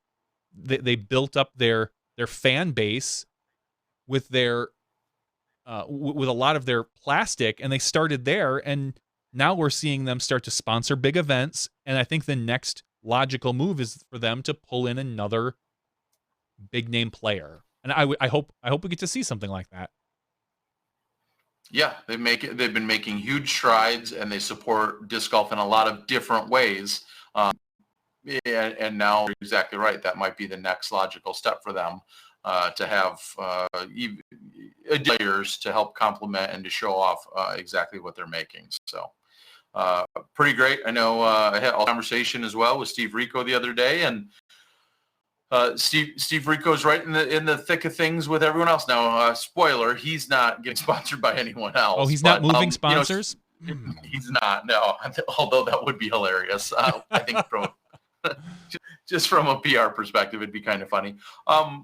But in all seriousness, in talking to, Steve won't be offended by saying he's one of the smaller manufacturers out there as they're growing and thriving, but he's one of the smaller entities out there that. What does it take tracked a player of, we'll say, the highest caliber? I mean, and can a company afford that? Whether it's Legacy or any other company that's, in the early stages, how do you get those players? I don't know. Because it's gotten so competitive. It's gotten so expensive. I don't think you can if you're Legacy. I don't think Legacy can take a look at the top, and no offense to them, but because of their size, I don't think they can take a look at really the top 5 to 10 players and entice them unless they're doing way better than I am aware of. Okay. It would be tough, and I don't know. We'll just say Legacy's books, but it would be very tough for them to look at one of those top guys and try to pluck them away. That would be a big, a big get for some company. What was that? Investment. That would be a big investment. I'll say for Legacy, everybody has always said Josh, because him and Steve are so tight, and so it would not surprise me, and you could easily argue that Josh is one of the top 5 players in the world. So the question would be, would Josh move over to Legacy and switch his plastic? And we know how tied he is to his plastic. So that would be one leap, and then being able to afford, so to speak, what Josh probably deserves would be another. And I'm all about spreading the wealth. I'd love to see these players. I love to see the players go out and be on different teams. I like that we have Dickerson over at Prodigy. I like that we have Mcbeth and Sexton over at Innova, and that we've got Paige Pierce and AJ Risley at DD, and Ricky at Latitude. I love this. I love how spread out it is, to be honest. I would hate to see a consolidation. I hope we get more of that. You don't want to see one company just dominate and win every tournament? No. I think only because I think that like I was saying before, that breeds more tribalism. Mine is better than yours. And I don't adhere to that personally. And I don't think there's any truth in that, because I believe that these players can throw any disc, get used to it, and be just as competitive as another one. And speaking real quickly of disc, and this is by no means as any form of slight, of course. It's just a funny realization, as Matt from Country Disc Golf, who was on Catch Cam this weekend with me, had said that he found it incredibly challenging to pick up and track the MVP disc with the black rim, which is most of them, Lane's MVP discs, because they have that black rim, and they're just that much harder to track than most of the other discs if they're coming in at you flat. So interesting side note. That is interesting. It really is, because it's not something you normally think about when you think about the challenges or the task at hand for going out and filming a round of golf. I mean, you might say, oh, it sucks, on a really sunny day when, players are throwing white or blue discs maybe, but that wasn't the case in the wooded Jackson course. It was obviously much darker due to all the trees in the woods. And he was saying either that or he's just giving me a bunch of excuses. Well, I'm not sure one of the two, but I think he really had a hard time, and I can understand that. So. All right. I don't have a lot more for you. I'm excited about this weekend. We're excited about, obviously, there's plenty still going on in this year. I'm gonna go see the Foo Fighters tomorrow. I'm pumped. Wow. Yeah. I'm gonna go to the new where are they playing? At the Fiserv Arena, the brand new the arena where the Bucks play. Used to be, Bradley Center's right next door. I'm gonna go see the Foo Fighters. And I'm going to rock my heart out, and I'm going to have to probably hold my wife back from jumping on stage and trying to kidnap Dave Grohl. She might have to hold me back from kidnapping the guitarist Nate Mendel, who's from some of my favorite old bands from Seattle. So a little Sunny Day Real Estate action and a couple other things. And Scott Shiflett from Me First and the Gimme Gimmes. I'm not even a huge Foo Fighters fan. Like I really like them, but the my wife really likes them, but I think they're going to put on a phenomenal show, and I do enjoy quite a bit of the music, so I'm pretty pumped. And I have not seen them before? I have not seen them before. No, my wife has. She saw them many years ago when I think they opened for No Doubt. Like right after Nirvana, I think they opened for No Doubt, and she said she saw them then, and I've never seen them. So. Okay, well, have fun. Stuff. I will. All right. Well, we're going to wrap things up. More we're going to be talking about. It's going to be as early as next week. I may have a separate show at some point even next week. A little something on my Facebook to talk more about the Australian Championships. Luke Turnbull from Australia is out on the board to further divulge some details about me heading over to Australia in about a month. We're going to have the next gen finale, and then at the very night that wraps up, me and Johnny Rumble get on a plane, and we're going to take the trip over to Australia. So, of course, I want to talk about what's going to go down there, give our best insights and preview. I believe we're going to have the TD join us and talk to him as well.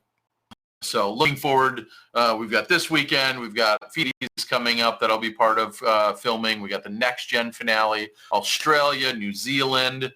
There's a lot of good stuff. So our season's far from over, and we just keep bringing it all to you as best as we can. So no, AJ's not sleeping yet. He's yawning, hanging out there, Dan. Yeah, should be good. All right, guys, we're going to call it. I thank AJ for joining us in the regular show. I want to thank all our Patreon subscribers and supporters, all of our non-Patreon subscribers and supporters as well. Yeah. I want to thank you guys all as well. We love that you guys tune in, check out the information, the weekly happenings, and share a little bit of your time with us, whether it's live or after the fact. We appreciate that you guys are here and that we have such a great, amazing community to interact with and to be part of each and every single week. So for Johnny, Terry Miller, the Disc Golf Guy, that's podcast after show number 17. We'll see you on Thursday for the finale at the Disc Golf Pro Tour Championships. We'll see you then, and we'll see you again next week on our podcast. We'll see you when you step inside the Smash Box. Go Brewers.